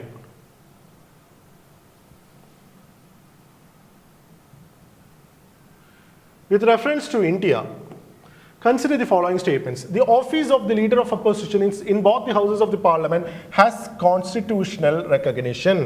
The office of the leader of the opposition, അത് അടുത്ത ഇമ്പോർട്ടൻറ്റ് തീമാണ്. ലീഡർ ഓഫ് ഒപ്പോസിഷൻ നമുക്ക് ചോദ്യങ്ങൾ വരുന്നുണ്ട്. ഒപ്പോസിറ്റ് ലീഡറിനെ കുറിച്ച് നേരത്തെയും PYQയിൽ ചോദ്യങ്ങളുണ്ട്. ഓക്കെ, അതുകൊണ്ടാണ് ഈ ചോദ്യം വന്നേക്കുന്നത്. കോൺസ്റ്റിറ്റ്യൂഷണൽ റെക്കഗ്നിഷൻ ഉണ്ടോ ഇദ്ദേഹത്തിന്? കോൺസ്റ്റിറ്റ്യൂഷണൽ ബോഡി ആണോ? അല്ല, നമ്മളിത് പഠിക്കുന്നതാണ്. ഇദ്ദേഹത്തിന് കോൺസ്റ്റിറ്റ്യൂഷണൽ ബോഡി ഇല്ല. ഇത് എവിടെ നിന്ന് കിട്ടും നിങ്ങൾക്ക്? നിങ്ങൾ PYQ പഠിച്ചാലും കിട്ടും, നിങ്ങൾ ലക്ഷ്മികാന്ത് വായിച്ചാലും കിട്ടും. സ്റ്റേറ്റ്മെന്റ് തെറ്റാണ്. As per the constitution of India, a party in the Lok Sabha must have at least 100 members for its leaders to be recognised as the leader of the opposition. Again specific data വന്നു കഴിഞ്ഞാൽ എന്ത് വേണം? Specific data വന്ന് എന്ത് വേണം? തെറ്റാണ്. നിങ്ങൾ എന്തായാലും ഇത് PYQ തന്നല്ലേ, ഒന്ന് ആലോചിച്ച് നോക്കി. ഞാൻ നിങ്ങളെ ഒരു സ്പെസിഫിക് ഡേറ്റ വന്നാൽ തെറ്റാണെന്ന് ഞാൻ നിങ്ങളോട് പറയുന്നുണ്ടോ, അതൊക്കെ വേറെ കാര്യം. ഇത് PYQ തന്നല്ലേ. എത്ര വേണം? about 55 members വേണം. must have at least 55 members for its leader to be recognized as the leader of opposition. എന്ന് പറഞ്ഞാൽ 10% ആണ്. ഓക്കെ, ഇതിൻ്റെ ആൻസർ എന്താണ്? neither 1 nor 2. UPSCയുടെ തീം ഫാക്ട്. ഓക്കെ,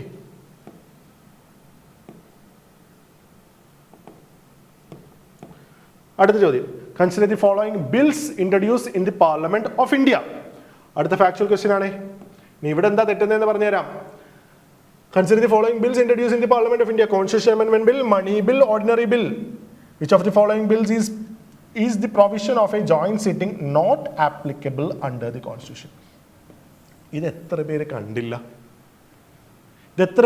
നിങ്ങൾ? ഇതാണ് പ്രശ്നം. ഇത് കാണാണ്ടിരുന്ന ആരുടെ കുറ്റമാണ്? നമ്മളോട് തന്നെ ചെയ്യുന്ന ഏറ്റവും ബിഗ്ഗസ്റ്റ് മിസ്റ്റേക്കാണ്. നിങ്ങൾ ഇത്തരത്തിലുള്ള ഇത് കാണാതിരുന്നത്. നിങ്ങൾ ഇത്രയും പ്രിപ്പയർ ചെയ്തിട്ട്, ഇത്രയും പ്രാക്ടീസ് ചെയ്തിട്ട്, ഇത്രയും എഫേർട്ട് ഇട്ടിട്ട് ഇത് കണ്ടില്ല എന്ന് പറഞ്ഞാൽ നമുക്കൊരു 2 മാർക്കല്ല, 2 മാർക്കും 0.6 2.66 മാർക്സ് നമുക്ക് ഈസി ആയിട്ട് കിട്ടേണ്ടത് നിങ്ങൾ നഷ്ടപ്പെടുത്തുമ്പോൾ അത് ആരുടെ കുറ്റമാണ്? നമ്മുടെ കുറ്റം തന്നെയാണ്. ഓക്കെ, നോട്ട് ആപ്ലിക്കബിൾ ആണ്. Which of the following bills is joint sitting applicable ആവുന്ന ഏതൊക്കെ ബിൽസിലാണെന്നാണ് ചോദ്യം. ഏതാണ്? കോൺസ്റ്റിറ്റ്യൂഷൻ അമെൻഡ്മെന്റ് ബില്ലിൽ പറ്റുമോ? ഇല്ല. മണി ബില്ലിൽ പറ്റുമോ? ഇല്ല. It is only possible in ordinary bill. അപ്പൊ നോട്ട് ആപ്ലിക്കബിൾ ചോദിക്കുമ്പം ആൻസർ ഈസ് 1 and 2. കറക്റ്റ് അല്ലേ? Answer is 1 and 2. അപ്പോൾ ആർട്ടിക്കിൾ 108 പഠിച്ചു വെക്കണം. Article 108 talks about the joint sitting. Joint sitting ആരാ വിളിക്കുന്നത്? പ്രസിഡന്റ് ആണ് വിളിക്കുന്നത്. ജോയിന്റ് സിറ്റിംഗ് ആരാ പ്രിസൈഡ് ചെയ്യുന്നത്? Speaker of the Lok Sabha. Lok Sabha speaker ഇല്ലെങ്കിൽ ആരാണ്? Deputy speaker of the Lok Sabha. അദ്ദേഹം ഇല്ലെങ്കിൽ ആരാണ്? Deputy chairman of the Rajya Sabha. Okay, അത് പഠിച്ചു വെച്ചേക്കണം. ആർട്ടിക്കിൾ 108. എപ്പോഴാണ് ഒരു ഡെഡ് ലോക്ക് സംഭവിക്കുന്നത്? ഒന്നെങ്കിൽ ആ ബില്ലിൻ്റെ അമെൻമെൻറ്റ്സ് ഹൗസ് സമ്മതിക്കുന്നില്ല എങ്കിൽ ഡെഡ് ലോക്കിലേക്കായി. രണ്ടാമത്, ഒരു ബില്ല് പാസ്സാക്കി മറ്റ് സഭയിലേക്ക് പോയി കഴിയുമ്പം അത് പാസ്സാക്കേണ്ട 6 മാസം കടന്നു പോയി കഴിഞ്ഞാൽ അവിടെയും ഡെഡ് ലോക്ക് സംഭവിച്ചു. ഓക്കെ, ഇത്തരത്തിലുള്ള സിനാരിയോയിൽ എന്താ ചെയ്യുന്നത്? President will call for a joint sitting of the parliament. Okay, അപ്പോൾ ആർട്ടിക്കിൾ 108 നന്നായിട്ട് പഠിച്ചു വെച്ചേക്കണം. ഡെഡ് ലോക്ക് എപ്പോഴൊക്കെയാണ് സംഭവിക്കുന്നത് എന്നതും നിങ്ങൾ നന്നായിട്ട് പഠിച്ചു വെക്കണം. ഓക്കെ ആണോ? അപ്പോൾ അതിൻ്റെ ആൻസർ എന്താണ്? 1 and 2.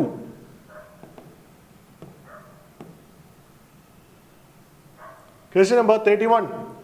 മൾട്ടിപ്പിൾ സ്കീം ഫ്രെയിംവർക്ക്, ഇത്തരത്തിലുള്ള ചോദ്യങ്ങളിൽ ഇത്തരത്തിൽ ടേംസ് തന്നിട്ട് അല്ലെങ്കിൽ ഇത്തരത്തിലുള്ള ക്വസ്റ്റ്യൻസ് ഫ്രെയിം ചെയ്യുമ്പം നിങ്ങളൊരു കാര്യം ആലോചിക്കണം, ഇവിടെ വേർഡ് അസോസിയേറ്റ് ചെയ്യാൻ നിങ്ങൾക്ക് പറ്റണം. ഈ വേർഡ്സിനെ അസോസിയേറ്റ് ചെയ്യാൻ പറ്റുന്ന സ്റ്റേറ്റ്മെന്റ് ഉണ്ടെങ്കിൽ ആ സ്റ്റേറ്റ്മെന്റ് ശരിയാകാനുള്ള സാധ്യതയുണ്ട്. നമുക്ക് അറിയുന്ന സ്റ്റേറ്റ്മെന്റ് ക്വസ്റ്റ്യൻ ആയിരിക്കത്തില്ല ആ ടേം മിക്കപ്പോഴും വരുന്നത്, പക്ഷേ ആൻസറിലേക്ക് എങ്ങനെ എത്തിയാലും മതിയല്ലേ, അറിഞ്ഞില്ലെങ്കിൽ ആൻസറിലേക്ക് എത്തിയാൽ മതി. Multiple scheme framework recent mentioned in the news is associated with which of the following? A mechanism that enables banks to borrow from the RBI using excess government securities. A platform for managing surplus government cash balances. The multiple scheme framework ne kurichana parayunnathu. An investment framework that allows subscribers to choose among the several pension fund schemes under the national pension system. A system of for consolidating small savings schemes under unified portal. എന്താണ് ഇതിൻ്റെ answer? ഇതും എങ്ങനെ eliminate ചെയ്ത് നിങ്ങൾക്ക് മനസ്സിലായല്ലോ. System of consolidating small saving schemes, ഇതും സ്കീംസിനെ കുറിച്ച് പറയുന്നുണ്ട്. മൾട്ടിപ്പിൾ സ്കീം ഫ്രെയിംവർക്ക് ഡയറക്റ്റ് ആയിട്ട് ലിങ്ക് ചെയ്യാൻ പറ്റുന്നത് എന്താണ്? An investor framework that allows subscriber to choose among the several pension fund scheme. Multiple schemes link ചെയ്തേക്കുന്ന കണ്ടില്ലേ? Choose from the several pension fund scheme under the national pension system. അപ്പോൾ ഇത് multiple scheme ഫ്രെയിംവർക്കിനെ നമുക്ക് എവിടെയാണ് link ചെയ്യാൻ പറ്റുന്നത്? Third സ്റ്റേറ്റ്മെൻറ്റിലേക്ക് നമുക്ക് link ചെയ്യാൻ പറ്റും. ഇവിടെ എവിടെയാണ് നോക്കണ്ടേ? ഫ്രെയിംവർക്ക്, മൾട്ടിപ്പിൾ സ്കീംസ് എല്ലാം വരുന്നുണ്ട്. എങ്ങനെ ആൻസറിലേക്ക് എത്തുന്നതെന്ന് മനസ്സിലായല്ലോ. The answer is C. നോക്കി വെക്കണം മൾട്ടിപ്പിൾ സ്കീം ഫ്രെയിംവർക്ക് എന്താണ്, കീല് വായിച്ചോണം, ഡീറ്റെയിൽഡ് ആയിട്ട് കീല് തന്നിട്ടുണ്ട്. ഓക്കെ, അടുത്ത ചോദ്യം. Tokenization is the process of creating a digital representation called a token of a real world asset. With reference to tokenization in the digital finance, how many of the above assets can be tokenized? ചോദ്യം വായിക്കുമ്പോൾ തന്നെ ഇത്തരത്തിലുള്ള ചോദ്യത്തിന് answer എന്തായിരിക്കും? Extreme ആയിട്ട് ഒന്നും നിങ്ങൾ ഓപ്ഷൻസിൽ സ്റ്റേറ്റ്മെന്റ്സിൽ കണ്ടില്ലെങ്കിൽ answer most probably it would be all four. Tokenisation എന്ന് പറഞ്ഞാൽ എന്താണ്? It is the digital representation of a real world asset. ഒരു റിയൽ വേൾഡ് അസറ്റിനെ അതിനെ ഡിജിറ്റൽ ഫോർമാറ്റിലാക്കി കഴിഞ്ഞാൽ നമുക്ക് അതിനെ ടോക്കൺ എന്ന് നമുക്ക് പറയാൻ പറ്റും. With reference to tokenisation in digital finance consider the following. ഇതിനകത്ത് ഏതൊക്കെ നമുക്ക് ടോക്കണൈസ് ചെയ്യാൻ പറ്റുമെന്നാണ് ചോദ്യം. വിച്ച് ക്യാൻ ബി ടോക്കണൈസ്ഡ് എന്നാണ് പറഞ്ഞേക്കുന്നത്. നിങ്ങൾക്ക് അബ്സല്യൂട്ടായിട്ട് നിങ്ങൾക്ക് അറിയാം സ്റ്റോക്സിനെ ടോക്കണൈസ് ചെയ്യാൻ പറ്റത്തില്ല, അല്ലെങ്കിൽ മോണിറ്ററി മാർക്കറ്റ് മണി മാർക്കറ്റ് ഇൻസ്ട്രുമെന്റ്സിനെ ടോക്കണൈസ് ചെയ്യാൻ പറ്റത്തില്ല. നിങ്ങൾക്ക് അബ്സല്യൂട്ട് ഒരു നിസ്സംശയം നിങ്ങൾക്കത് അറിയാമെങ്കിൽ നിങ്ങൾക്കത് മാർക്ക് ചെയ്യാം, കുഴപ്പമില്ല. തെറ്റാണെന്ന് മാർക്ക് ചെയ്യാം. അറിയത്തില്ലെങ്കിൽ എന്താണ് ചെയ്യേണ്ടത്? വളരെ ബ്രോഡർ ആയിട്ടാണ് നമുക്ക് ചോദ്യം ചോദിച്ചേക്കുന്നത്. Which of the following can be tokenised? Answer എന്തായിരിക്കും? All four. മനസ്സിലാവുന്നുണ്ടല്ലോ? ഓക്കെ, ഡീറ്റെയിലേക്ക് പോകുന്നില്ല. വായിക്കണം, കീ നന്നായിട്ട് വായിച്ച് എന്താണ് എക്സ്പ്ലനേഷൻ കൊടുത്തേക്കുന്നത് പഠിക്കണം. അടുത്ത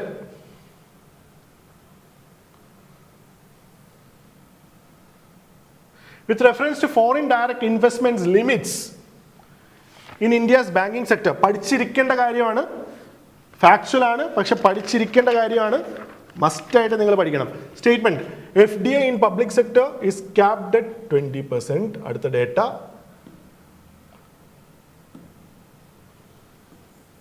up to 100% is permitted in private sector banks. Non-banking financial companies are permitted to receive 100% FDI under the automatic route.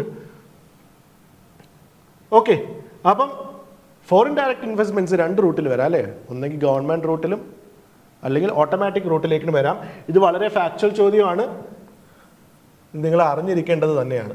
പിന്നെ ഒരു കാര്യം മനസ്സിലാക്കണം. ഇങ്ങനെ 3 ഡേറ്റ ഒരുമിച്ച് വരുമ്പോൾ ഈ 3 ഡേറ്റയിൽ എല്ലാം എന്തായാലും കറക്റ്റ് ആവത്തില്ല. ഓൾ 3 എന്തായാലും വരത്തില്ല. പിന്നെ ഒരു കാര്യമുണ്ട്, ഇത്രയും ഡേറ്റയൊക്കെ തന്നാൽ അതിനകത്ത് ഒരെണ്ണമെങ്കിലും ശരിയാക്കി വെക്കണ്ടേ? അങ്ങനെ ആലോചിക്കുമ്പോൾ ശരിക്കും രണ്ടും കളയാം. എന്തായാലും ഓൾ 3 വരത്തില്ല. കാരണം ഏതെങ്കിലും ഒരു ഡേറ്റ അതിനകത്ത് കറക്റ്റ് ആവും, പക്ഷെ അത് നിങ്ങൾക്ക് പിക്ക് ചെയ്യാൻ പറ്റണം. ഏതെങ്കിലും ഒരു ഡേറ്റ അതിനകത്ത് കറക്റ്റ് ആക്കാനുള്ള സാധ്യതയുണ്ട്. അപ്പോൾ ഇതിനകത്ത് എന്താണ് correct? 33 FDI in public sector banks is capped at 20%. This is correct. Up to 100% FDI is permitted in private sector banks. This is private sector banks, it is permitted only up to 74%. Another 49% automatic route.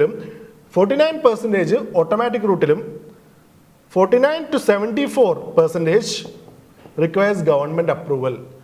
About 100% FDI is not permitted in private sector banks. It's a factual question. It's a factual question. I said data is data. Data correct. Data is statement. Data അങ്ങനെ data വരുവാണെങ്കിൽ ആ ഒരു data തെറ്റാകാനുള്ള സാധ്യത വളരെ കൂടുതലാണ്. ഏതെങ്കിലും ഒരെണ്ണം correct ആകാൻ സാധ്യതയുണ്ട്. പിന്നെ അത് രണ്ടെണ്ണം കറക്റ്റായി. The answer is only 2. NBFCs are permitted to receive 100% FDI through automatic route. Automatic route 100% FDI NBFCക്ക് allowed ആണ്, പഠിച്ചു വെക്കണം. Okay, the answer is only 2.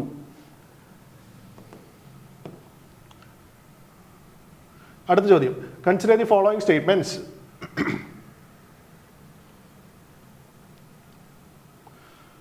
Movement in international crude prices has a greater bearing on the wholesale price index than on the consumer price index. Fuel group has much higher weightage in the WPI than CPI. ഇനി ഞാനൊരു കാര്യം പറഞ്ഞുതരാം നിങ്ങൾക്ക്. നിങ്ങൾ ഇത്തരത്തിലുള്ള assertion reasoning type of question വരുമ്പോൾ നിങ്ങൾ maximum രണ്ടാമത്തെ സ്റ്റേറ്റ്മെൻറ്റ് ആദ്യം വായിച്ചു നോക്കുക. രണ്ടാമത്തെ സ്റ്റേറ്റ്മെൻറ്റ് ആദ്യം വായിച്ചിട്ട് നിങ്ങൾ സ്റ്റേറ്റ്മെൻറ്റ് 1 വായിച്ചു നോക്കുക. അല്ലെങ്കിൽ ചിലപ്പോൾ നമ്മൾ സ്റ്റേറ്റ്മെൻറ്റ് 1 വായിക്കുമ്പോൾ തന്നെ അത് തെറ്റാണെന്ന് തോന്നി നിങ്ങളൊരു ബയസ്ഡ് ഒപ്പീനിയൻ നിങ്ങൾക്ക് വരും. അത് ഒഴിവാക്കാൻ നമുക്ക് ആദ്യം സ്റ്റേറ്റ്മെൻറ്റ് 2 വായിച്ചു നോക്കാം. സ്റ്റേറ്റ്മെൻറ്റ് 2 വായിച്ചിട്ട് അത് സ്റ്റേറ്റ്മെൻറ്റ് 1നെ കോംപ്ലിമെൻറ്റ് ചെയ്യുന്നുണ്ടോ എന്ന് നോക്കുക. ചെയ്യുന്നുണ്ടെങ്കിൽ അത് ശരിയാകാൻ ഓപ്ഷൻ എ വരാൻ സാധ്യതയുണ്ട്. ഇവിടെ നമുക്ക് വായിച്ചു നോക്കാം. The fuel group has higher weightage in the WPI than in the CPI. Fuel group higher weightage ഉണ്ട് WPIയിൽ than in the CPI. Okay, ഈ ഒരു സ്റ്റേറ്റ്മെന്റ് തന്നെ ഫാക്ച്വൽ നോളജ് ആണ് കേട്ടോ. ഫാക്ച്വൽ നോളജ് ആണ് ഇവിടെ വരുന്നത്. CPIയിലെ ഒരു ബാസ്ക്കറ്റ് ഉണ്ട്. CPIയുടെ ബാസ്ക്കറ്റ് എന്താണ്? Food and beverages. Food and ബിവറേജസിനാണ് ഏറ്റവും കൂടുതൽ. ഞാൻ പറയാം, ഫുഡ് ആൻഡ് ബിവറേജസിന് 45%, ഹൗസിങ്ങിന് 10% ഏകദേശമാണ്. അപ്രോക്സിമേറ്റ്ലി ഫ്യൂൽ ആൻഡ് ലൈറ്റിന് 6.84% WPIയുടെ കേസിലോ അവിടെ ബാസ്ക്കറ്റിൽ 3 എണ്ണേ ഉള്ളൂ. WPIയുടെ കേസിൽ ബാസ്ക്കറ്റിൽ എന്തൊക്കെയുണ്ട്? Manufactured product, primary articles and fuel and power. ഇവിടെ മാനുഫാക്ചർഡ് പ്രൊഡക്ട്സിന് 64%, പ്രൈമറി ആർട്ടിക്കിൾസിന് 22%, സംതിങ് ഉണ്ട് കേട്ടോ, ഡെസിമൽ പോയിന്റ്സ് ഉണ്ട്. Fuel and power 13.15%. ഇവിടെ വെയിറ്റേജ് കൂടുതലല്ലേ ഫ്യൂവൽ ആൻഡ് പവറിന്. So fuel group has much higher weightage in WPI than in CPI എന്ന് പറയുമ്പോൾ സ്റ്റേറ്റ്മെന്റ് കറക്റ്റ് ആണ്. CPI WPI ഡിഫറൻസസ് എന്താണ് പഠിച്ചു വെക്കണം, ഇമ്പോർട്ടൻ്റ് ആണ്. ഓക്കെ, സർവീസസ് എവിടെയാണ് ഇൻക്ലൂഡ് ചെയ്യുന്നത്, സർവീസ് എവിടെയാണ് ഇൻക്ലൂഡ് ചെയ്യാത്തത്, ഹോൾസെയിൽ റീറ്റെയിൽ ഡിഫറൻസസ് എന്താണ്, CPI ഹോൾസെയിൽ ആണോ റീറ്റെയിൽ ആണോ, റീറ്റെയിൽ ഇൻഫ്ലേഷൻ ആണോ അതോ WPI ആണോ ഹോൾസെയിൽ ഇൻഫ്ലേഷൻ, റീറ്റെയിൽ ഇൻഫ്ലേഷൻ ഏതാണ്, ഡിഫറൻസസ് മസ്റ്റായിട്ടും പഠിച്ചു വെക്കണം. ആരാണിത് റിലീസ് ചെയ്യുന്നത്. ഇത് കൂടെ നിങ്ങൾ പഠിക്കണം GDP ഡിഫ്ലേറ്ററിനെ കുറിച്ചും പഠിക്കണം. അത് കുറച്ചും കൂടെ കോംപ്രിഹെൻസീവ് ആയിട്ടുള്ളൊരു മെത്തേഡാണ് GDP ഡിഫ്ലേറ്റർ എന്ന് പറയുന്നത്. ഇത് റിലീസ് ചെയ്യുന്ന ആരാണ്, ഇത് നിങ്ങൾ പഠിച്ചു വെച്ചേക്കേണ്ടതാണ്. അപ്പോൾ സ്റ്റേറ്റ്മെൻറ്റ് 2 ശരിയാണ്. സ്റ്റേറ്റ്മെൻറ്റ് 2 ശരിയാകാൻ തന്നെ ഒരെണ്ണം നമുക്ക് കളയാലോ. Okay, movement in international crude prices has a greater bearing on the wholesale price indexes than on the consumer price index. Correct അല്ലേ? ഗ്ലോബൽ ട്രേഡ് കൂടുതലായിട്ടും എവിടെയായിരിക്കും റിഫ്ലക്റ്റ് ചെയ്യുന്നത്? ഗ്ലോബൽ ക്രൂഡ് പ്രൈസസിന് അതിൻ്റെ ചേഞ്ചസ് എവിടെയായിരിക്കും റിഫ്ലക്റ്റ് ചെയ്യുന്നത്? ഹോൾസെയിൽ പ്രൈസസിലാണോ റീറ്റെയിൽ പ്രൈസിന്, consumer receive ചെയ്യുന്ന പ്രൈസസിലാണോ ഹോൾസെയിൽ പ്രൈസസിലാണോ അത് കൂടുതലായിട്ട് റിഫ്ലക്റ്റ് ചെയ്യുന്നത്? It reflects on the wholesale prices than on the consumer price index. Correct അല്ലേ? ഗ്ലോബൽ ക്രൂഡ് ഓയിൽ ട്രേഡിനെ കുറിച്ച് പറയുന്നത്. നിങ്ങൾ പോയി പെട്രോൾ മേടിക്കുന്ന കാര്യമല്ല ഇവിടെ പറയുന്നത്. ഗ്ലോബൽ ക്രൂഡ് ഓയിൽ പ്രൈസസിനെ കുറിച്ചാണ് ഇവിടെ പറയുന്നത്. It comes under the WPI and not in the than on the, not എന്നല്ല പറയുന്നത്, അതിൻ്റെ കൂടുതൽ എവിടെയാണ് റിഫ്ലക്ട് ചെയ്യുന്നത്? It has a greater bearing on the WPI than on the CPI. ഇതും കറക്റ്റ് സ്റ്റേറ്റ്മെന്റ് അല്ലേ? ഇനി ഇത് എക്സ്പ്ലെയിൻ ചെയ്യുന്നുണ്ടോ? സ്റ്റേറ്റ്മെന്റ് 2 സ്റ്റേറ്റ്മെന്റ് 1നെ എക്സ്പ്ലെയിൻ ചെയ്യുന്നുണ്ടോ? സ്റ്റേറ്റ്മെന്റ് 2 എക്സ്പ്ലെയിൻ ചെയ്യുന്നില്ലേ? നോക്കി ഇവിടെ പറഞ്ഞേക്കുന്നത് എന്താണ്? ഫ്യൂവൽ ഗ്രൂപ്പ് ഈ രണ്ട് ഗ്രൂപ്പിങ്ങിലും WPAയും CPAയിലും ഫ്യൂവലിന് വെയിറ്റേജ് കൂടുതൽ WPAയിലാണെന്നാണ് പറഞ്ഞേക്കുന്നത്. ഫ്യൂവലിന് വെയിറ്റേജ് കൂടുതൽ WPAയിലാണെങ്കിൽ ഫ്യൂവൽ പ്രൈസസിന്റെ ഗ്രേറ്റർ ബെയറിംഗ്, ഫ്യൂവൽ പ്രൈസ് ചേഞ്ചസിന്റെ ഗ്രേറ്റർ ബെയറിംഗ് എവിടെയായിരിക്കും നമുക്ക് കാണാൻ പറ്റുന്നത്? WPAയിലായിരിക്കും, CPAയിലായിരിക്കത്തില്ല. ഡയറക്റ്റ് എക്സ്പ്ലനേഷൻ ആവുന്നില്ലേ ഇത്? So the answer is A. Okay, question number 35. Consider the following statements. Reserve Bank of India is not liable to pay income tax on its income. Reserve Bank of India is a statutory body created before independence. ഇതെല്ലാം ഇത് നിങ്ങൾക്ക് അറിയാവുന്നതല്ലേ? Statement 2. Reserve ബാങ്കിനെ കുറിച്ച് നിങ്ങൾ പഠിക്കുന്നതല്ലേ? Reserve bank എപ്പോഴാണ് form ചെയ്യുന്നത്? Reserve bank act എപ്പോഴാണ്? RBI act of 1934 പ്രകാരമാണ് RBI ഫോം ചെയ്തേക്കുന്നത്, നിങ്ങൾക്ക് അറിയാം. പിന്നെ ഫസ്റ്റ് സ്റ്റേറ്റ്മെന്റ് ഫാക്ച്വൽ ക്വസ്റ്റ്യൻ ആണ്. Reserve bank of India is not liable to pay income on its not liable to pay income tax on its income. ഇത് correct ആണ്. Okay, ഇത് correct ആകുമ്പോൾ ഇത് രണ്ട് സ്റ്റേറ്റ്മെന്റ് കറക്റ്റ് ആണ്. ഇത് പഠിച്ചു വെക്കും, നിങ്ങൾക്ക് അറിയത്തില്ലെങ്കിൽ പഠിച്ചു വെച്ചോ. റിസർവ് ബാങ്ക് ഓഫ് ഇന്ത്യക്ക് അവരുടെ ഇൻകമിന് അവർ ടാക്സ് അടയ്ക്കേണ്ട ആവശ്യമില്ല, ഇൻകം ടാക്സ് അടയ്ക്കേണ്ട ആവശ്യമില്ല. Okay, it is provided in section 48 of the RBI act. Section 48 പറയുന്നുണ്ട് അവരുടെ ഇൻകത്തിൽ അവർ ഇൻകം ടാക്സ് അടയ്ക്കേണ്ടെന്ന്.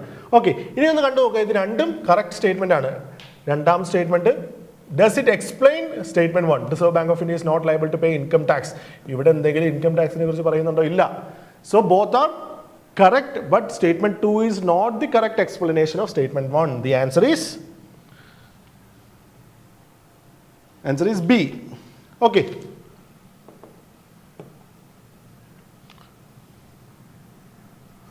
അടുത്ത ചോദ്യം 36. With reference to legal tender, US dollar is recognized as legal tender in many countries across Africa, Southeast Asia and South America. ഇവിടെ ഏതെങ്കിലും specific ആയിട്ട് ഇന്ന കൺട്രിയിലാണ് dollar legal tender എന്ന് പറയുന്നുണ്ടോ? ഇറ്റ് ഈസ് റെക്കഗ്നൈസ്ഡ് എന്നല്ലേ പറയുന്നുള്ളൂ. ഇതൊരു എക്സ്ട്രീം സ്റ്റേറ്റ്മെന്റ് ആയോ? അപ്പം അല്ല, ഇത് വളരെ ജനറൽ സ്റ്റേറ്റ്മെന്റ് അല്ലേ? എന്താ പറഞ്ഞേക്കുന്നത്? US dollar is recognized as a legal tender in many of the countries across Africa, Southeast Asia and South America. ഇത് വളരെ ജനറൽ സ്റ്റേറ്റ്മെന്റ് ആയി. അപ്പോൾ സ്റ്റേറ്റ്മെന്റ് 1 ജനറൽ സ്റ്റേറ്റ്മെന്റ് ആണെങ്കിൽ അത്തരത്തിലുള്ള സ്റ്റേറ്റ്മെന്റ് കറക്റ്റ് ആകാനുള്ള സാധ്യതയുണ്ട്. ഓക്കെ, രണ്ടാമത്, sovereign States possess the authority to declare cryptocurrencies as legal tender. രണ്ടാം സ്റ്റേറ്റ്മെന്റ് കറക്റ്റ് അല്ലേ? റീസെന്റ് എൽ സാൽവഡോർ ഇവരെന്താ ചെയ്തേ? They adopted Bitcoin as a legal tender in 2021. So the sovereign states possess the authority to declare legal. എന്തെങ്കിലും സംശയം ഉണ്ടോ അതിനകത്ത്? Sovereign state എന്ന് പറഞ്ഞാൽ അവരുടെ ഗവൺമെന്റ്, ദേ ക്യാൻ അഡോപ്റ്റ് ഒരു കറൻസി എടുത്തത് ലീഗൽ ടെൻഡർ ആണെന്ന് പറയാൻ ആർക്കാ അധികാരമുള്ളത്? അവിടുത്തെ സോവറിൻ അതോറിറ്റി, സോവറിൻ സ്റ്റേറ്റിന്. The Indian rupee is a legal tender in Nepal and Bhutan, but the Nepalese rupee and Bhutanese Naltram are not legal tender in India. വേറൊരു കാര്യമുണ്ട് ഇതിനകത്ത്, നിങ്ങൾ അവസാനം മിസ്സായി പോകുന്നത്. ഇവിടെ ചോദിച്ചേക്കുന്നത് എന്താണ്? നോട്ട് കറക്റ്റ് ആണ് ചോദിച്ചേക്കുന്നത്. അപ്പോൾ ആദ്യം തന്നെ നിങ്ങളൊരു ക്വസ്റ്റ്യൻ വായിക്കുമ്പോൾ ഈ കറക്റ്റ് നോട്ട് കറക്റ്റ് ഒന്ന് സർക്കിൾ ചെയ്ത് വെക്കണം. അത് ശീലമാക്കണം. കറക്റ്റ് നോട്ട് കറക്റ്റ് ഒന്ന് സർക്കിൾ ചെയ്ത് വെക്കുന്നത് ശീലമാക്കി മാറ്റണം. ഇപ്പോഴേ അത് നിങ്ങൾ ചെയ്ത് വെക്കണം. ഓക്കെ, സോ ഇതിനകത്ത് നോട്ട് കറക്റ്റ് ഏതൊക്കെയാണ്? First statement, US dollar is recognized as legal tender in many countries across Africa. ഇത് കറക്റ്റ് ആണ്. അപ്പം സ്റ്റേറ്റ്മെന്റ് 1 ഇല്ല, സ്റ്റേറ്റ്മെന്റ് 1 കറക്റ്റ് അല്ലേ രണ്ടും? അപ്പോൾ രണ്ട് ഓപ്ഷൻ നമുക്ക് എലിമിനേറ്റ് ചെയ്യാം. മൂന്നാമത്തെ, ഇനി അപ്പോൾ only 2 അല്ലെങ്കിൽ none, only 2 നണ്ണോ മാത്രം നമുക്ക് ലെഫ്റ്റ് ആയി. അപ്പോൾ ആദ്യത്തെ സ്റ്റേറ്റ്മെന്റ് വളരെ ജനറൽ സ്റ്റേറ്റ്മെന്റ്, ഇത് കറക്റ്റ് ആണ്. നമുക്ക് ഇൻകറക്റ്റ് ആണ് ചോദിച്ചേക്കുന്നത്. അപ്പം 1 വന്ന രണ്ട് സ്റ്റേറ്റ്മെന്റ് നമ്മൾ ഇത് 2ഉം നണ്ണേ വരാൻ സാധ്യത. സെക്കൻഡ് സ്റ്റേറ്റ്മെന്റ് മാത്രം വായിച്ചാൽ പോരെ? തേർഡ് സ്റ്റേറ്റ്മെന്റ് അറിയേണ്ട എന്തെങ്കിലും ആവശ്യമുണ്ടോ? Third statement, Indian rupee is legal tender in Nepal and Bhutan, but the Nepalese rupee and Bhutanese Naltram are not legal tender in India. ഇത് നിങ്ങൾക്ക് അറിയേണ്ട ആവശ്യം ഉണ്ടായിരുന്നോ ഇവിടെ? ഇല്ല, ഓപ്ഷൻസിൽ കളിക്കും നിങ്ങൾ. Okay, sovereign states possess the authority to declare cryptocurrencies as legal tender. ഒരു സോവറിൻ സ്റ്റേറ്റിന് അധികാരമുണ്ട് ക്രിപ്റ്റോ കറൻസി ലീഗൽ ടെൻഡർ ആയിട്ട് ഡിക്ലെയർ ചെയ്യാൻ. Context El Salvador. എന്താണ് സ്റ്റേറ്റ്മെന്റ്? കറക്റ്റാണ്. അപ്പോൾ ഇതിനകത്ത് ആൻസർ എന്താണ്? നൺ ആണ്. All the statements given are correct. അടുത്ത ചോദ്യം. കഴിഞ്ഞ വർഷം നിങ്ങൾക്ക് 2 പ്രോബ്ലം ചോദിച്ചു. വളരെ സിമ്പിൾ ആയിരുന്നു അല്ലേ? കോൺസെപ്റ്റ് അറിഞ്ഞു വെച്ചിരുന്നെങ്കിൽ വളരെ സിമ്പിളാണ്. ഇത് ഓപ്പൺ ഡിസ്കഷൻ ആയതുകൊണ്ട് ഞാൻ അധികം ഡെപ്തിലേക്ക് പോകുന്നില്ല. ഇനി അടുത്ത ഫ്യൂച്ചർ ഡിസ്കഷൻസ് എല്ലാം തന്നെയും നമ്മൾ ഡീറ്റെയിൽഡ് ആയിട്ട് പോകും. ഇത് ഓപ്പൺ ആണ്, എല്ലാവർക്കും കേൾക്കാൻ പറ്റുന്നതുകൊണ്ട് അധികം ഡെപ്തിലേക്ക് പോകാൻ നമുക്ക് സമയപരിമിതിയുണ്ട്. അപ്പോൾ ഇനി അടുത്ത ചോദ്യപേപ്പർ എല്ലാം നമ്മൾ ഡെപ്തിലേക്ക് പോയി അനലൈസ് ചെയ്യും ഓരോ ക്വസ്റ്റ്യൻസ്. അതെന്ന് പറഞ്ഞാൽ കോണ്ടന്റും കൂടെ നമ്മൾ നോക്കും. ഇതിനകത്ത് ജസ്റ്റ് നമ്മൾ അപ്രോച്ച് മാത്രമാണ് നമ്മൾ കാണുന്നത്. അടുത്ത ചോദ്യം. A countries budget deficit stand 40,000 crore. Budget deficit എന്ന് പറഞ്ഞാൽ എന്താണ്? Total expenditure minus total income 40,000 crores. It is receiving 10,000 crores through non-debt creating capital receipt. അപ്പോൾ നമുക്ക് ഇത്രയും ഡെഫിസിറ്റ് ഉണ്ട്. ഈ ഡെഫിസിറ്റ് നികത്താൻ നമുക്ക് ക്യാഷ് ഇങ്ങോട്ട് വേണം അല്ലേ? ക്യാഷ് ഇൻഫ്ലോ വേണം. ഡെഫിസിറ്റ് നികത്താൻ നമുക്ക് ക്യാഷ് ഇൻഫ്ലോ വേണം. ആ ഒരു സമയത്താണ് നമുക്ക് എന്ത് കിട്ടുന്നത്? നോൺ ഡെപ്റ്റ് ക്രിയേറ്റിംഗ് ക്യാപിറ്റൽ റിസിപ്റ്റ്സ് ആയിട്ട് 10,000 crores നമുക്ക് കിട്ടിയിട്ടുണ്ട്. അപ്പോൾ ഈ 40,000 കോടിയായിരുന്നു നമ്മുടെ എന്ത് ടോട്ടൽ ഡെഫിസിറ്റ്. നമുക്ക് വേണ്ടിയിരുന്നത് 40,000 കോടിയാണ് ഡെഫിസിറ്റ് നികത്താൻ വേണ്ടി. ആ ഒരു സമയത്ത് നമുക്ക് നോൺ ഡെപ്റ്റ് ക്രിയേറ്റിംഗ് ക്യാപിറ്റൽ റിസിപ്റ്റ് ആയിട്ട് എന്ത് കിട്ടി?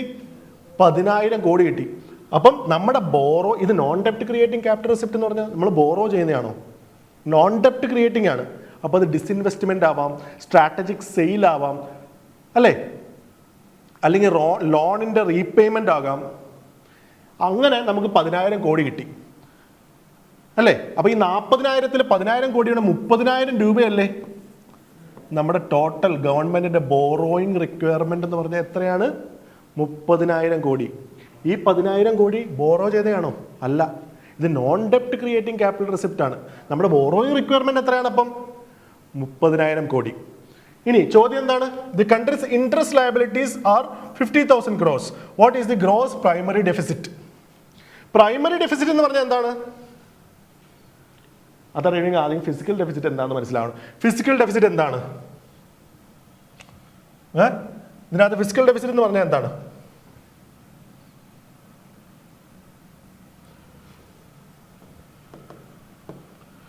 Physical deficit is equal to total expenditure minus, ഇവിടെ എന്താണ് വരുന്നത്? ടോട്ടൽ റെസിപ്റ്റ് ആണോ? അല്ല, റവന്യൂ റെസിപ്റ്റ്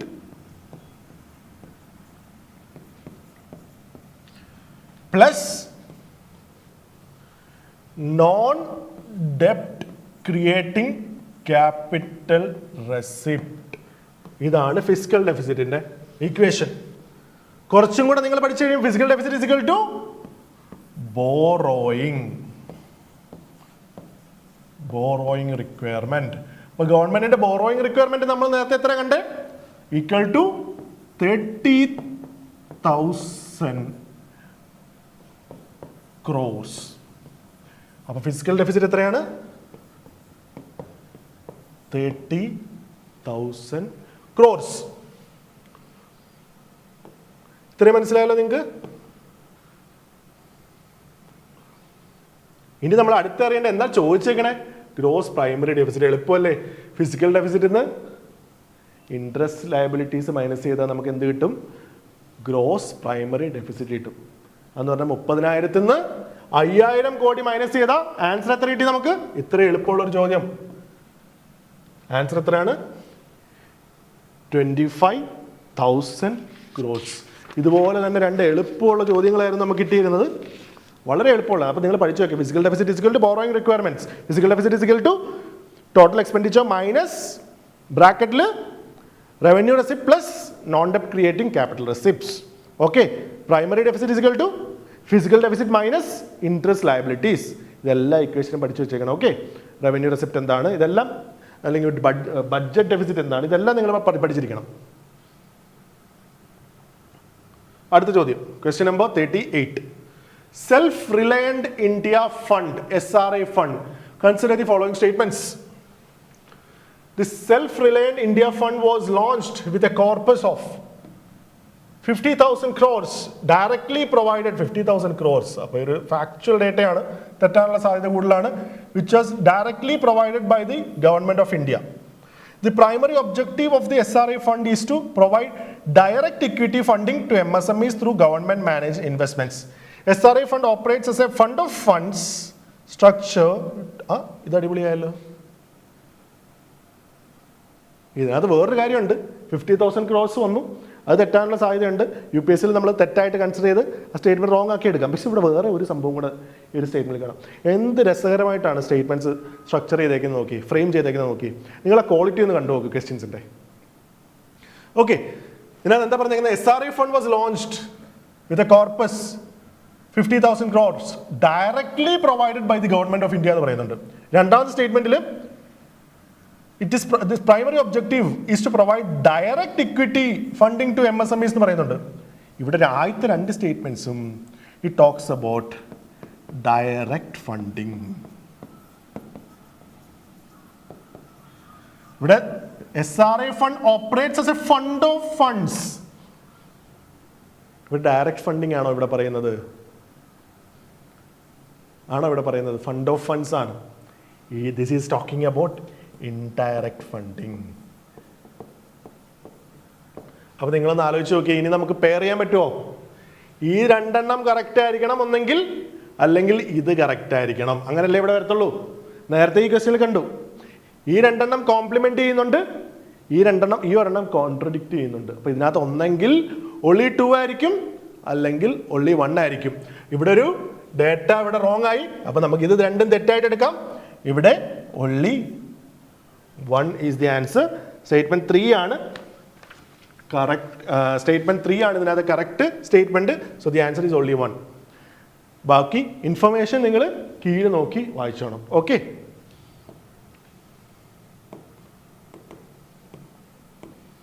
അടുത്ത ചോദ്യം, question number 39. Consider the following receipts. Proceeds from the sale of government share in public sector companies, recovery of loans given to foreign government, recovery of loans and advances from state government, short-term borrowings from the Reserve Bank of India. How many of the above are non-debt creating receipts? Non ഡെപ്റ്റ് creating ആണ്. ഇവിടെ liability ഇല്ലല്ലേ, തിരിച്ചു കൊടുക്കണ്ട. Non ഡെപ്റ്റ് creating ആണ് ചോദിച്ചേക്കുന്നത്. ഡെപ്റ്റ് creating ആകുമ്പോൾ loan ആവാം, വേറെ ബോറോയിങ്സ് ആവാം അല്ലേ. ഇവിടെ നോൺ ഡെപ്റ്റ് ക്രിയേറ്റിംഗ് ക്യാപിറ്റൽ റെസിപ്റ്റ്സിനെ കുറിച്ചാണ് ചോദിച്ചേക്കുന്നത്. ആദ്യം നോക്കാം, proceeds from the sale of government share. ഇവിടെ ഡിസ്ഇൻവെസ്റ്റ്മെന്റ് ആണല്ലേ, ഇത് നോൺ ഡെപ്റ്റ് ക്രിയേറ്റിംഗ് ആണ്. Recovery of loans given to foreign companies, loans repayment ആണ് ഇവിടെ. ഇവിടെയും ഡെപ്റ്റ് ക്രിയേഷൻ അല്ല, നോൺ ഡെപ്റ്റ് ക്രിയേറ്റിംഗ് ആണ്. Recovery of loans from the state government, ഇത് രണ്ടും കോംപ്ലിമെന്ററി ആണ്. ഇത് രണ്ടും വരണം അല്ലേ. ഇത് വന്നു കഴിഞ്ഞാൽ ഇതും വരണം. അടുത്ത short term borrowings from the reserve bank of India. ഇത് ബോറോയിങ് എന്ന് ഡയറക്റ്റ് പറയുന്നുണ്ട്. ബോറോയിങ് എന്ന് ഡയറക്റ്റ് പറയുമ്പോൾ എന്താണ്? ഇത് തെറ്റല്ലേ. ഇത് ഡെപ്റ്റ് ക്രിയേറ്റിംഗ് ക്യാപിറ്റൽ റെസിപ്റ്റ് ആയിട്ട് മാറും. അതിനകത്ത് ആൻസർ എന്താണ്? only 3. Okay, 40th question.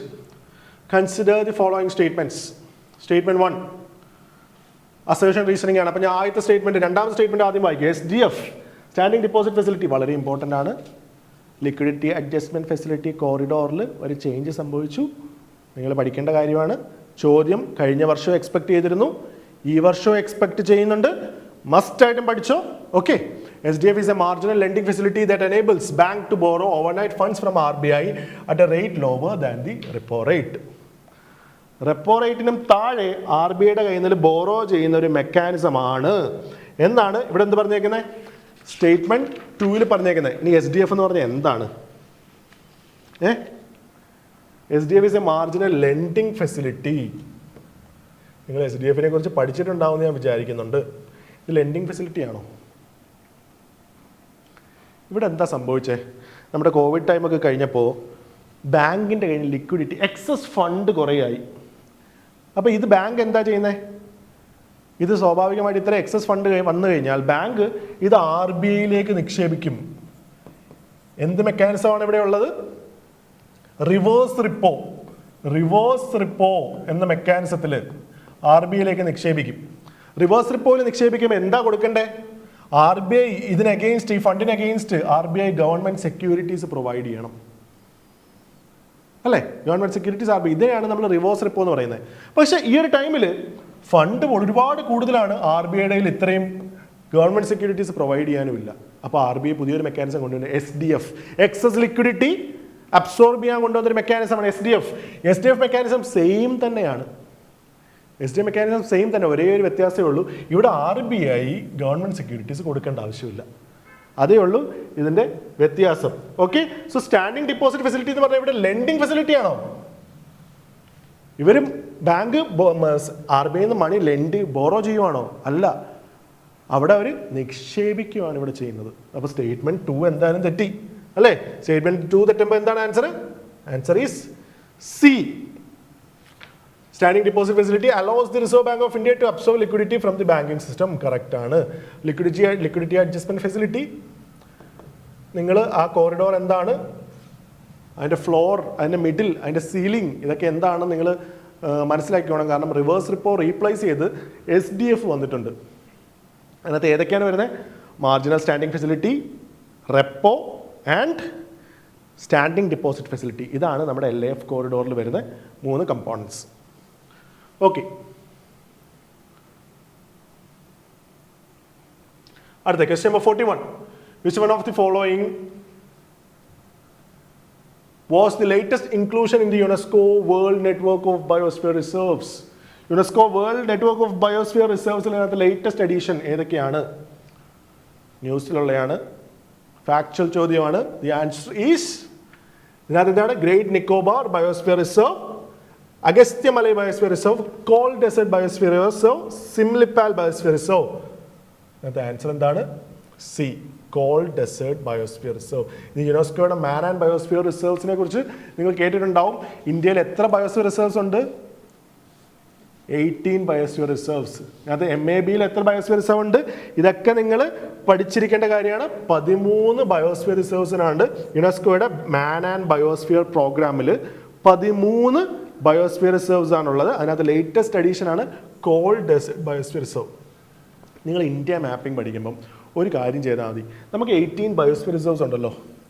ഈ 18 ബയോസ്ഫിയർ റിസർവ്സ് നിങ്ങൾ ഇന്ത്യയിലെ മാപ്പിംഗ് ചെയ്യുമ്പോൾ പഠിക്കണം. ഈ ബയോസ്ഫിയർ റിസർവ്സിൻ്റെ അകത്ത് വരുന്ന പ്രൊട്ടക്റ്റഡ് ഏരിയാസ് എന്താണെന്ന് നിങ്ങൾ പഠിച്ചു വെച്ചാൽ എൻറ്റയർ പ്രൊട്ടക്റ്റഡ് ഏരിയാസ് നിങ്ങൾക്ക് കവർ ചെയ്യാൻ പറ്റും. ഓക്കെ, അപ്പോൾ ബയോസ്ഫിയർ റിസർവ്സിനെ കുറിച്ച് നിങ്ങൾ നന്നായിട്ട് പ്രിപ്പയർ ചെയ്തോണം. ആ 18 ബയോസ്ഫിയർ റിസർവ്സും, കാരണം പ്രൊട്ടക്റ്റഡ് ഏരിയാസ് എന്ന് പറഞ്ഞാൽ ഇമ്പോർട്ടൻറ്റ് തീമാണ്. നമ്മുടെ ന്യൂസിൽ വരുന്ന എല്ലാ പ്രൊട്ടക്റ്റഡ് ഏരിയാസും പഠിച്ചിരിക്കണം. അത് മാത്രമല്ല ഈ ബയോസ്ഫിയർ റിസർവ്സ് ഓൾറെഡി ചോദിച്ചിട്ടുണ്ട്. എത്ര ചോദ്യങ്ങൾ ബയോസ്ഫിയർ റിസർവ്സ് നമുക്ക് വന്നേക്കുന്നത്? PYQs എടുത്ത് നോക്കി. അപ്പോൾ അതൊരു ഫേവറേറ്റ് തീമാണ്, മനസ്സിലാക്കിക്കോണം.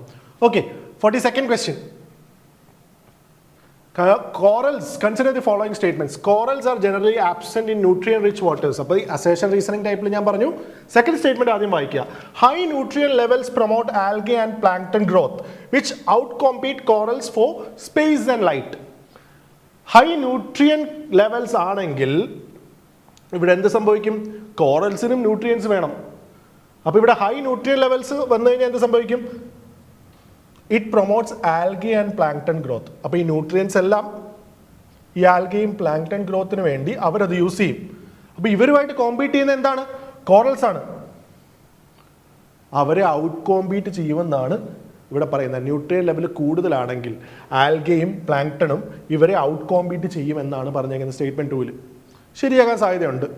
First statement, corals are generally absent in nutrient rich waters. ഇതാണ് ഞാൻ പറഞ്ഞത്. നിങ്ങൾ സെക്കൻഡ് സ്റ്റേറ്റ്മെന്റ് വായിച്ചിട്ട് ആദ്യത്തെ സ്റ്റേറ്റ്മെന്റ് നിങ്ങൾ വായിച്ചു നോക്കി, അതിനെ കോംപ്ലിമെന്റ് ചെയ്യുന്നുണ്ടെന്ന് തോന്നിക്കഴിഞ്ഞാൽ അത് കറക്റ്റാകും. അത് കറക്റ്റാകാനുള്ള സാധ്യത വളരെ കൂടുതലാണ്. സെക്കൻഡ് സ്റ്റേറ്റ്മെന്റ് എന്താ പറഞ്ഞത്? ന്യൂട്രിയന്റ് റിച്ച് വാട്ടറിൽ it results in the excessive growth of algae and plankton, which in turn outcompetes the corals for space and light. First statement എന്താ പറഞ്ഞേക്കുന്നത്? കോറൽസ് ന്യൂട്രിയന്റ് റിച്ച് വാട്ടറിൽ ആബ്സെന്റ് ആണ്. ഇറ്റ് ഈസ് ജനറലി ആബ്സെന്റ് എന്നാ പറഞ്ഞേക്കുന്നത്. അതിന്റെ കാരണം എന്താണ്? ഈ കോമ്പറ്റീഷൻ ആണ്. അവരെ ഔട്ട് കോമ്പീറ്റ് ചെയ്യുന്നു. കാരണമായില്ലേ? The answer is A. Statement 1 and statement 2 are correct, and statement 2 is the correct explanation of statement 1. Okay, അടുത്ത ചോദ്യം. Question number 43. With reference to Nicobar megapod, it is a ground dwelling bird endemic to Nicobar Islands. സാധാരണഗതിയിൽ നിങ്ങൾ ഓർത്തു വെച്ചോ, ഈ endemic ആണെന്ന് പറയുന്ന statements, ഈ ഒരു സ്പീഷീസ് ഈ ഒരു സ്ഥലത്ത് എൻഡമിക് ആണെന്ന് പറയുന്ന സ്റ്റേറ്റ്മെന്റ്സ് നോർമൽ കേസസിൽ UPSC പാറ്റേൺ അനുസരിച്ച് തെറ്റിക്കാനാണ് സാധ്യത. അവിടെ മാനിപ്പുലേഷൻ UPSC മാനിപ്പുലേറ്റ് ചെയ്യാനാണ് സാധ്യത. പക്ഷെ ഇവിടെ നോക്കിയേ, നിക്കോബാർ മെഗാപോഡ് എന്ന് തന്നെയാണ് പേര്. അപ്പം നിക്കോബാർ ഐലൻഡ്സിൽ എൻഡമിക് ആയിരിക്കത്തില്ലേ അത്? നമുക്ക് അസ്യൂം ചെയ്യാം നിക്കോബാർ ഐലൻഡ്സിൽ തന്നെ ആയിരിക്കും എൻഡമിക് ആണ്. And is known for building large mounds of decaying vegetation to incubate its eggs. നിങ്ങൾക്കൊന്ന് ആലോചിച്ച് നോക്കിയേ, ഈ ഒരു ഫാക്ട് തെറ്റാൻ സാധ്യതയുണ്ടോ? ഈ ഒരു ഫാക്ട് എവിടെയെങ്കിലും കണ്ടിട്ട് കോപ്പി പേസ്റ്റ് ചെയ്തതല്ല ഈ ഒരു ഫാക്ട്. ഈ ഒരു ഫാക്ട് UPSC എക്സാമിനർ ഉണ്ടാക്കാൻ സാധ്യതയുണ്ടോ? എന്താ ഇവിടെ പറഞ്ഞേക്കുന്നത്? അവർ ലാർജ് മൗണ്ട്സ് ബിൽഡ് ചെയ്യും. മൗണ്ട്സ് എന്തുകൊണ്ടാണ് ബിൽഡ് ചെയ്യുന്നത്? ഡീക്കേയിങ് വെജിറ്റേഷൻ കൊണ്ട് അവർ മൗണ്ട്സ് ബിൽഡ് ചെയ്യും, എഗ്സ് ഇൻക്യുബേറ്റ് ചെയ്യാൻ. അവർ അടയിരുന്നു നല്ല ചെയ്യുന്നത്, അത്രേ ഉള്ളൂ. അവരൊരു ഫേവറബിൾ ടെമ്പറേച്ചർ കണ്ടീഷൻ അവിടെ ഉണ്ടാക്കും ആ ഒരു മൗണ്ടിൽ, എന്നിട്ട് എഗ്സ് ഇൻക്യുബേറ്റ് ചെയ്യും. ഈ ഒരു ഫാക്ട് UPSC എക്സാമിനർ കഷ്ടപ്പെട്ട് ആലോചിച്ച് ചിന്തിച്ച് ഫ്രെയിം ചെയ്തതാണെന്ന് നിങ്ങൾക്ക് തോന്നുന്നുണ്ടോ? അതോ എവിടെന്നെങ്കിലും കണ്ട് കൊണ്ടുവന്നതാണെന്ന് തോന്നുന്നുണ്ട്? എവിടെയെങ്കിലും കണ്ട് കൊണ്ടുവന്നതായിരിക്കും അല്ലേ? അപ്പോൾ ഇത് ശരിയാണെന്ന് നമുക്ക് അസ്യൂം ചെയ്യാം. എൻഡമിക് എന്ന് പറഞ്ഞിട്ട് ഇത് തെറ്റായിട്ട് എടുക്കരുത്, കാരണം it is endemic to Nicobar islands. പേര് തന്നെ നിക്കോബാർ മെഗാപോഡ് എന്നാണ്. Okay, species is currently classified as critically, ഇവിടെയാണ് trap. Species is currently classified as critically endangered on the IUCN list. ആകെപ്പാടെ കുറച്ച് ബേർഡ്സേ ഉള്ളൂ ക്രിട്ടിക്കലി എൻഡേഞ്ചേർഡ് ആയിട്ടുള്ളത്, 10-13 ബേർഡ്സേ ഉള്ളൂ. അത് നിങ്ങൾ കാണാതെ പഠിച്ചു വെക്കണം. പിന്നെ ഇവിടെയല്ലേ UPSC ഏറ്റവും കൂടുതൽ തെറ്റിക്കാൻ സാധ്യത, ഇവിടെയല്ലേ മാനിപ്പുലേറ്റ് ചെയ്യാൻ സാധ്യത. ക്രിട്ടിക്കലി എൻഡേഞ്ചേർഡ് മാറ്റുക, അല്ലെങ്കിൽ എൻഡേഞ്ചേർഡ് എന്ന് പറയുന്നത് മാറ്റിയിടുക, ഇവിടെയാണ് UPSC പ്ലേ ചെയ്യാൻ പോകുന്നത്. അപ്പോൾ ഇതിനകത്ത് സെക്കൻഡ് സ്റ്റേറ്റ്മെന്റ് തെറ്റാണ്. They are not critically endangered, they are under the vulnerable category. അപ്പോൾ നിങ്ങൾ ആലോചിച്ചോണം, ക്രിട്ടിക്കലി എൻഡേഞ്ചേർഡ് ആ ഒരു ഫാക്ട് തെറ്റാൻ സാധ്യതയുണ്ട് ഇവിടെ അല്ലേ? UPSC ആ ഒരു ഫാക്ട് ഇവിടെ ചേഞ്ച് ചെയ്യാൻ ചാൻസ് ഉണ്ട്. അപ്പം ആൻസർ എന്താണ്? A. ഓക്കെ,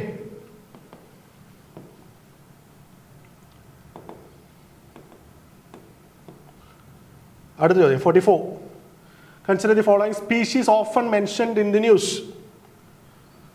വളരെ ഫാക്ച്വൽ ആയിട്ടുള്ള ചോദ്യമാണ്. In the context of global biodiversity trends which of this following species mentioned above have shown a significant population recovery leading to an improvement in their conservation status. നമുക്ക് വേറെ ഒന്നും ചെയ്യാൻ പറ്റത്തില്ല, ഇത് factual ആയിട്ടുള്ള ചോദ്യമാണ്. ഓക്കെ, നമുക്ക് എന്തെങ്കിലും ചെയ്യാൻ പറ്റും നോക്കാം. In the context of global biodiversity trends, which of the following species mentioned above have shown a significant population recovery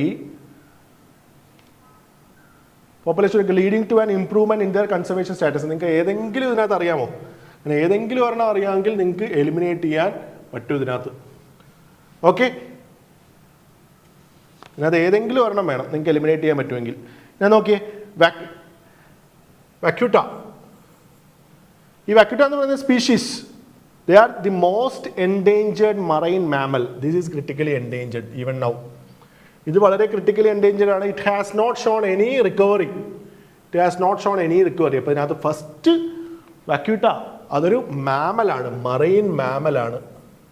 ഒരു ഫോട്ടോ നിങ്ങൾ പോയി കണ്ടു നോക്കണം, അപ്പം നിങ്ങൾ ഓർത്തിരിക്കും എളുപ്പത്തിൽ. മറൈൻ മാമലാണ് വാക്യൂട്ട എന്ന് പറയുന്നത്. ഓക്കെ, ആ ഒരു വാക്യൂട്ട ഇറ്റ് ഈസ് ക്രിട്ടിക്കലി എൻഡേഞ്ചേർഡ്. അതിനൊരു റിക്കവറി ഇപ്പം നടന്നിട്ടില്ല. അപ്പോൾ ഫസ്റ്റ് എലിമിനേറ്റ് ചെയ്തിരുന്നെങ്കിൽ ആൻസർ സിയിലേക്ക് എത്തായിരുന്നു. പക്ഷെ ഡിഫിക്കൽട്ടാണ്. നിങ്ങൾക്കത് ആ സ്പീഷീസിനെ കുറിച്ച് നിങ്ങൾ കേൾക്കണം എന്നൊരു നിർബന്ധമില്ല. ഓക്കെ, പക്ഷെ അത് ന്യൂസിലുണ്ടായിരുന്നു, അതുകൊണ്ടാണ് ചോദ്യം വന്നേക്കുന്നത്. അപ്പം ബാക്കി saiga antelope, Iberian lynx, Arabian oryx, houbara bustard ഇതെല്ലാം ഉണ്ടോ? ഇല്ല. 2, 3, 4 മാത്രമേ ഉള്ളൂ. 2, 3, 4. അറേബ്യൻ ഓറിങ്സ് ഇല്ല. ബാക്കി 3 എണ്ണം saiga antelope, Iberian lynx and houbara bustard. Answer is 2, 3 and 4. നിങ്ങൾ പോയി കീ ഒന്ന് ചെക്ക് ചെയ്തോണം. ഈ സ്പീഷീസിനെ കുറിച്ച് ഒന്ന് അറിഞ്ഞിരിക്കണം. ഞാൻ ഇവിടെ പഠിപ്പിക്കുന്നത് എന്താണ്? അപ്രോച്ചാണ് പഠിപ്പിക്കുന്നത്. ഏതെങ്കിലും രീതിയിൽ ആൻസറിലേക്ക് എത്തിക്കാൻ പറ്റുമോ എന്നാണ് നമ്മളിവിടെ നോക്കുന്നത്. Okay,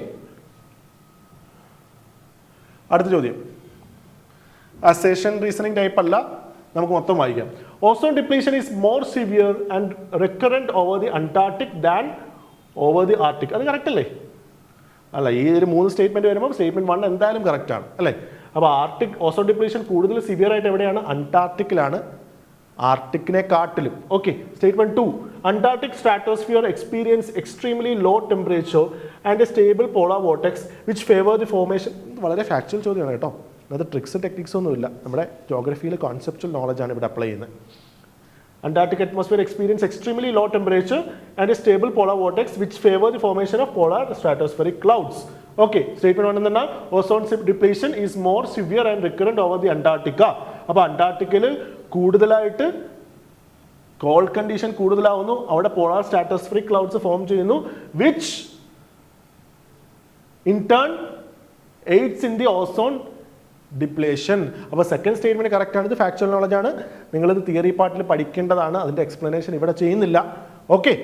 third statement, the Antarctic atmosphere is relatively warmer than Arctic atmosphere is relatively warmer than Antarctic and dynamically unstable allowing the frequent mixing of ozone rich mid latitude. അത് കറക്റ്റ് അല്ലേ പറയുന്നത്? ആ ഒരു കോൾഡ് പിടിച്ചു വെക്കാൻ പറ്റിയാലേ അവിടെ ozone depletion നടക്കത്തുള്ളൂ. ആ called പിടിച്ചു വെച്ചേക്കുന്ന ഇവിടെ ആരാണ്? പോളാർ വോർട്ടെക്സ് ആണ്. ഇവിടെ എന്താണ് സ്റ്റേറ്റ്മെന്റ് പറഞ്ഞേക്കുന്നത്? എന്താണ്? Stratosphere relatively Arctic stratosphere warmer ആണ്, അതുകൊണ്ട് തന്നെ അവിടെ ഓസോൺ ഡിപ്ലീഷന്റെ തോത് അന്റാർട്ടിക്കിനെക്കാട്ടിലും കുറവാണ്. അപ്പോൾ 2 സ്റ്റേറ്റ്മെന്റ് ഇവിടെ എക്സ്പ്ലെയിൻ ചെയ്യുന്നുണ്ട് അല്ലേ? The answer is 45. ആൻസർ എന്താണ്? Answer should be A. അടുത്ത ക്വസ്റ്റ്യൻ നമ്പർ 46ലേക്ക് നമുക്ക് പോവാം.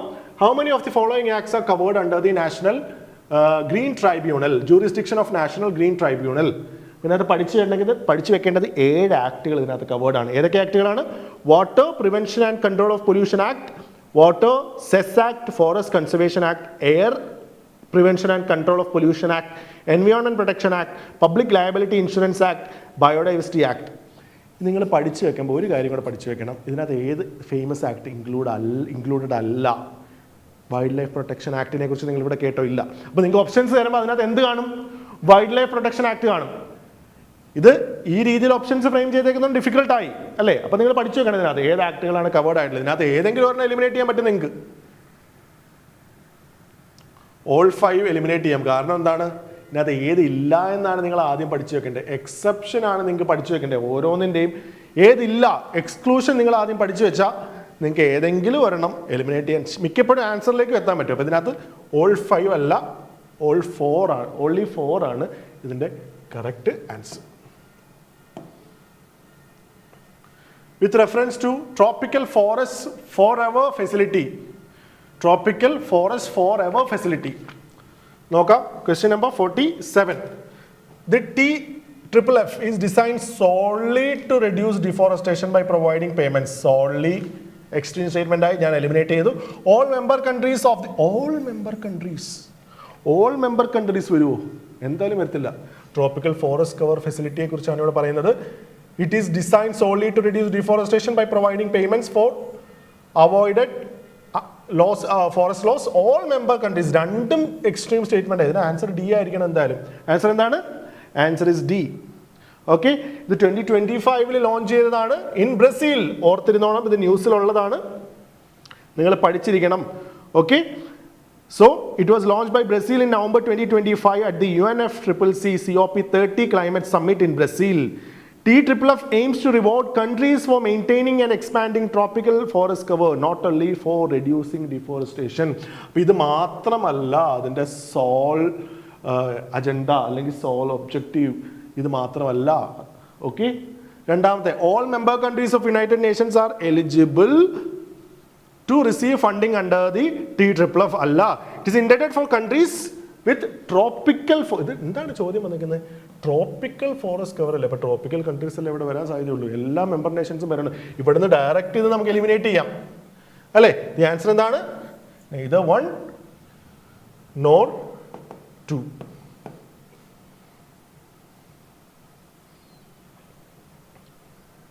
അടുത്ത, which of the following best explains an ecotone? വളരെ ഫാക്ച്വൽ ചോദ്യമാണ്, ഇതിനകത്ത് ഞാൻ ഡീറ്റെയിലേക്ക് പോകുന്നില്ല. 14 ആൻസർ എന്താണ്? എക്കോട്ടോൺ എന്ന് പറഞ്ഞാൽ എന്താണ്? C. It's a transitional zone between two adjacent ecosystems that supports plant species from both ecosystem. Ecoton, zone of tension, zone of transition, factual ചോദ്യം. ഓക്കെ, അടുത്ത 49. With reference to India's energy mix, consider the following statements. Non-fossil fuel sources now contribute to over 50% of India's total installed electricity capacity. അടുത്ത, India ranks among the top 3 globally in solar power installed capacity. India has set a target of 10% by 2026 for ethanol blending in petrol. അത് രണ്ട് സ്റ്റേറ്റ്മെന്റിൽ എന്ത് വന്നിട്ടുണ്ട്? Data വന്നിട്ടുണ്ട്. 50% ഇവിടെ വന്നിട്ടുണ്ട്.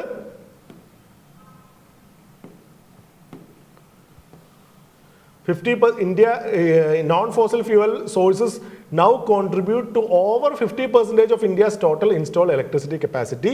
India has set a target of 10% by 2025-26 for ethanol blending in petrol. ഇതിനകത്ത് ഏതാണ് ശരി, ഏതാണ് തെറ്റ്? രണ്ട് ഡേറ്റയും വന്നിട്ടുണ്ട്. രണ്ട് ഡേറ്റയും തെറ്റിക്കാൻ ഇതിനകത്ത് സാധ്യതയുണ്ടോ? നിങ്ങൾ ആലോചിച്ച് നോക്കുക. അതിനകത്ത് ഏതെങ്കിലും ഒരു ഡേറ്റ UPSC ശരിയാക്കാൻ ചാൻസ് ഇല്ലേ? ഈ രണ്ട് ഡേറ്റയും തെറ്റിക്കാൻ സാധ്യതയുണ്ടോ? ഇത് റിപ്പീറ്റഡ് ആയിട്ടൊരു പാറ്റേൺ UPSCയിൽ കാണുന്നുണ്ട്. ഒന്നിൽ കൂടുതൽ സ്റ്റേറ്റ്മെൻറ്റ്സിൽ ഡേറ്റ വരുമ്പോൾ, ഇപ്പോൾ 3 സ്റ്റേറ്റ്മെൻറ്റിൽ ഒരു ചോദ്യമാണെങ്കിൽ അതിനകത്ത് 2 സ്റ്റേറ്റ്മെൻറ്റ്സിൽ ഡേറ്റ വരുമ്പോൾ അതിനകത്ത് ഏതെങ്കിലും ഒരു സ്റ്റേറ്റ്മെൻറ്റിൽ ഡേറ്റ ശരിയാകാനുള്ള പ്രോബബിലിറ്റി വളരെ കൂടുതലാണ്. അത് ഏത് ഡേറ്റയാണെന്നാണ് നിങ്ങൾ ഇനി മനസ്സിലാക്കേണ്ടത്. അല്ലെങ്കിൽ നിങ്ങൾ ഏത് ഡേറ്റയാണെന്ന് കണ്ടെത്തി കഴിഞ്ഞാൽ നിങ്ങൾക്ക് ചിലപ്പോൾ ആൻസറിലേക്ക് എത്താൻ പറ്റും. ഇതിനകത്ത് ഡേറ്റ 3 കറക്റ്റാണ്. Government aims to reach 20% blending by 25-26. 20% ബ്ലെൻഡിങ്ങിനെ കുറിച്ചാണ് ഇവിടെ പറയുന്നത്. എന്തുകൊണ്ട് അത് ഇമ്പോർട്ടൻ്റ് വന്നത്? ആദ്യം ടാർഗറ്റ് 2030 ആയിരുന്നു. 2030 ടാർഗറ്റ് അച്ചീവ് ചെയ്യണമെന്നായിരുന്നു. പക്ഷേ government is aiming for 20% blending by 2025-26. ഇവിടെ 10% അല്ല 20%. അപ്പം ഫസ്റ്റ് ഡേറ്റ കറക്റ്റ് ആണ്. Over 50% of the total installed capacity is from non fossil fuel sources. അപ്പം ജൂൺ 2025 ആയപ്പം India has installed 242.8 GW of non fossil fuel installed capacity. This makes 50.07% of the total power capacity. അപ്പം 50% കൂടുതൽ ഇപ്പോൾ എവിടെ നിന്നാണ് ഇന്ത്യയുടെ install power വന്നേക്കുന്നത്? From non fossil fuel sources. Data പഠിച്ചു വെക്കണം. ഇത്തരത്തിലുള്ള ഡേറ്റ പഠിച്ചു വെക്കണം, ഇമ്പോർട്ടൻ്റ് ആണ്. 50% ക്രോസ് ചെയ്തു. ഓക്കെ, 50.7% ആയി. ഈ ഒരു ഡേറ്റ നമ്മൾ സ്ഥിരം കേട്ടോണ്ടിരിക്കുന്ന വേറൊരു പാറ്റേൺ ഞാൻ പറഞ്ഞു തന്നെ എന്താണ്? 2 സ്റ്റേറ്റ്മെൻറ്റ് വരുമ്പം, അതായത് 2 സ്റ്റേറ്റ്മെൻറ്റിലെ ഡേറ്റ ആണെങ്കിൽ അത് ഒരു ഡേറ്റ ശരിയാക്കാനും ഒരു ഡേറ്റ തെറ്റാകാനുള്ള സാധ്യതകളാണ് UPSCയിൽ ഇതുവരെ കണ്ടുവരുന്നത്. നിങ്ങൾ പാറ്റേൺ എടുത്ത് നോക്കിക്കോ, UPSCയുടെ PYQs എടുത്ത് നോക്കിക്കോ, എന്നിട്ട് നിങ്ങൾ ചെയ്ത് നോക്ക്, അറ്റംപ്റ്റ് ചെയ്ത് നോക്ക്, അപ്പോൾ നിങ്ങൾക്ക് മനസ്സിലാവും. അടുത്ത ചോദ്യം, അതിൻ്റെ ആൻസർ എന്താണ്? 1 and 2. അടുത്ത question number 50. With reference to GRAP, Delhi pollution എപ്പോഴും ന്യൂസിലുണ്ട്, ഇത് കേൾക്കേണ്ടതാണ്. With reference to Graded Response Action Plan, consider the following statement. GRAP is a set of emergency measures implemented to tackle deteriorating air quality across all Indian cities. തെറ്റി അവിടെ തന്നെ. Extreme statement correct അല്ലേ ചോദിച്ചേക്കുന്നത്? Okay, extreme statement. 1 കളഞ്ഞു.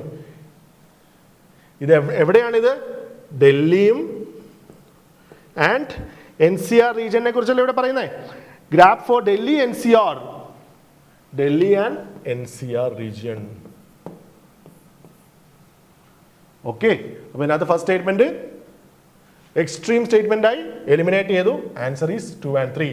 രണ്ടാമത്തെ statement, implementation of GRAP is based on air quality stages defined by air quality index. GRAP is implemented by the Commission for Air Quality Management. അപ്പോൾ 50 ചോദ്യം നമ്മളിപ്പം ചെയ്തു. ഇതിനകത്ത് എത്ര ചോദ്യം നമ്മൾ വെറുതെ, അല്ലെങ്കിൽ നമുക്ക് ഒരു മിനിമം നോളജ് ഉണ്ടെങ്കിൽ നമുക്ക് എത്ര ചോദ്യം നമുക്ക് ക്രാക്ക് ചെയ്യാൻ പറ്റുമായിരുന്നു? നോളജ് എപ്പോഴും, നോളജ് ഈസ് കിങ്. ഓക്കെ, നിങ്ങളത് കാര്യം മനസ്സിലാക്കി. നോളജ് എപ്പോഴും നിങ്ങൾക്ക് വേണം. നമ്മളിപ്പം ചെയ്ത കാര്യങ്ങളൊക്കെ നോളജ് ഉണ്ടെങ്കിൽ മാത്രം നമുക്ക് എഫക്റ്റീവായിട്ട് ചെയ്യാൻ പറ്റുന്ന കാര്യങ്ങൾ. നോളജ് ഇല്ലാതെ നമുക്കൊന്നും ചെയ്യാൻ പറ്റില്ല. നമുക്ക് പക്ഷേ ഈ നോളജിൻ്റെ ബാക്കപ്പ് ഉണ്ടെങ്കിൽ, നമ്മുടെ പ്രാക്ടീസ് നമ്മുടെ കൂടെ ഉണ്ടെങ്കിൽ, നമ്മൾ ഒരുപാട് പ്രാക്ടീസ് ചെയ്തിട്ടുണ്ടെങ്കിൽ നമുക്കൊരു മസിൽ മെമ്മറി ക്രിയേറ്റ് ചെയ്യും. കുറേ ചോദ്യങ്ങൾ, ഈ 50 ചോദ്യത്തിൽ എനിക്കൊരു 30 ചോദ്യവും ഞാൻ നിങ്ങൾക്ക് എങ്ങനെയാണ് ചെയ്തു തന്നത്? എലിമിനേറ്റ് ചെയ്ത് ഞാൻ നിങ്ങൾക്ക് ആൻസറിലേക്ക് എത്തിച്ചു. അല്ലെങ്കിൽ 50-50 ഞാൻ ആൻസറിലേക്ക് എത്തിച്ചു. ഇതാണ് നമുക്ക് വേണ്ടത്. എങ്ങനെ ക്വസ്റ്റ്യൻസിനെ എലിമിനേറ്റ് ചെയ്യാൻ പറ്റും, എങ്ങനെ സ്റ്റേറ്റ്മെൻറ്റ്സിനെ എലിമിനേറ്റ് ചെയ്യാൻ പറ്റും, ഇതാണ് നിങ്ങൾ പഠിക്കേണ്ടത്. ഇതാണ് ഞങ്ങളിവിടെ നിങ്ങളെ പഠിപ്പിക്കുന്നത്. ഞങ്ങളുടെ ടെസ്റ്റ് സീരീസിലും ഞങ്ങളുടെ ഡിസ്കഷൻസിലും എല്ലാം ഇതാണ് നിങ്ങളെ പഠിപ്പിക്കുന്നത്. ഇതിൻ്റെ കൂടെ തന്നെ ഇഫ് യു അനലൈസ് ഞങ്ങളുടെ ഫോട്ടോൺ IASന്റെ ACE PYQ സെഷൻസ് വരുന്നുണ്ട്. I will B dealing with ACE PYQ sessions. നിങ്ങൾ ലാസ്റ്റ് 8 ഇയേഴ്സിനുള്ള PYQയിൽ എന്തൊക്കെ പാറ്റേൺ ആണ് വരുന്നത്, റിപ്പീറ്റഡ് ആയിട്ട് വരുന്നത്, എല്ലാ ചോദ്യവും നോക്കും നമ്മൾ. 2018 മുതൽ 2025 വരെയുള്ള എല്ലാ ചോദ്യവും നോക്കിയിട്ട് നമ്മൾ ഈ പാറ്റേൺ ഡീകോഡ് ചെയ്യും. നമ്മൾ ഒരുമിച്ചിരുന്ന് പാറ്റേൺ ഡീകോഡ് ചെയ്യും. ഓക്കെ, അപ്പോൾ ഈ കോഴ്സ് എല്ലാം ഈ ഒരു പ്രോഗ്രാം ഞാൻ ഇതുവരെ സ്റ്റാർട്ട് ചെയ്തിട്ടില്ല. I'm going to launch that program. Start ചെയ്യാൻ പോവാണ്. ഓക്കെ, അപ്പോൾ നിങ്ങൾക്ക് അതിനകത്തുനിന്ന് മനസ്സിലാക്കുന്ന കാര്യങ്ങൾ ഇതുപോലുള്ള നല്ല ക്വാളിറ്റി പേപ്പേഴ്സിൽ പോയി അപ്ലൈ ചെയ്ത് നോക്കണം. ഓക്കെ, നല്ല ക്വാളിറ്റി പേപ്പേഴ്സിനെ എടുത്ത് പറയുകയാണ്. UPSCയുടെ പാറ്റേൺ ഫോളോ ചെയ്യുന്ന നല്ല ക്വാളിറ്റി പേപ്പേഴ്സിൽ പോയി അപ്ലൈ ചെയ്ത് നിങ്ങൾ പഠിക്കണം. ഒരു മസിൽ മെമ്മറി ക്രിയേറ്റ് ചെയ്യണം. ഓക്കെ, സോ നമുക്ക് 50 ക്വസ്റ്റ്യൻസ് കഴിഞ്ഞു. അടുത്ത 50 questions will deal tomorrow. Okay.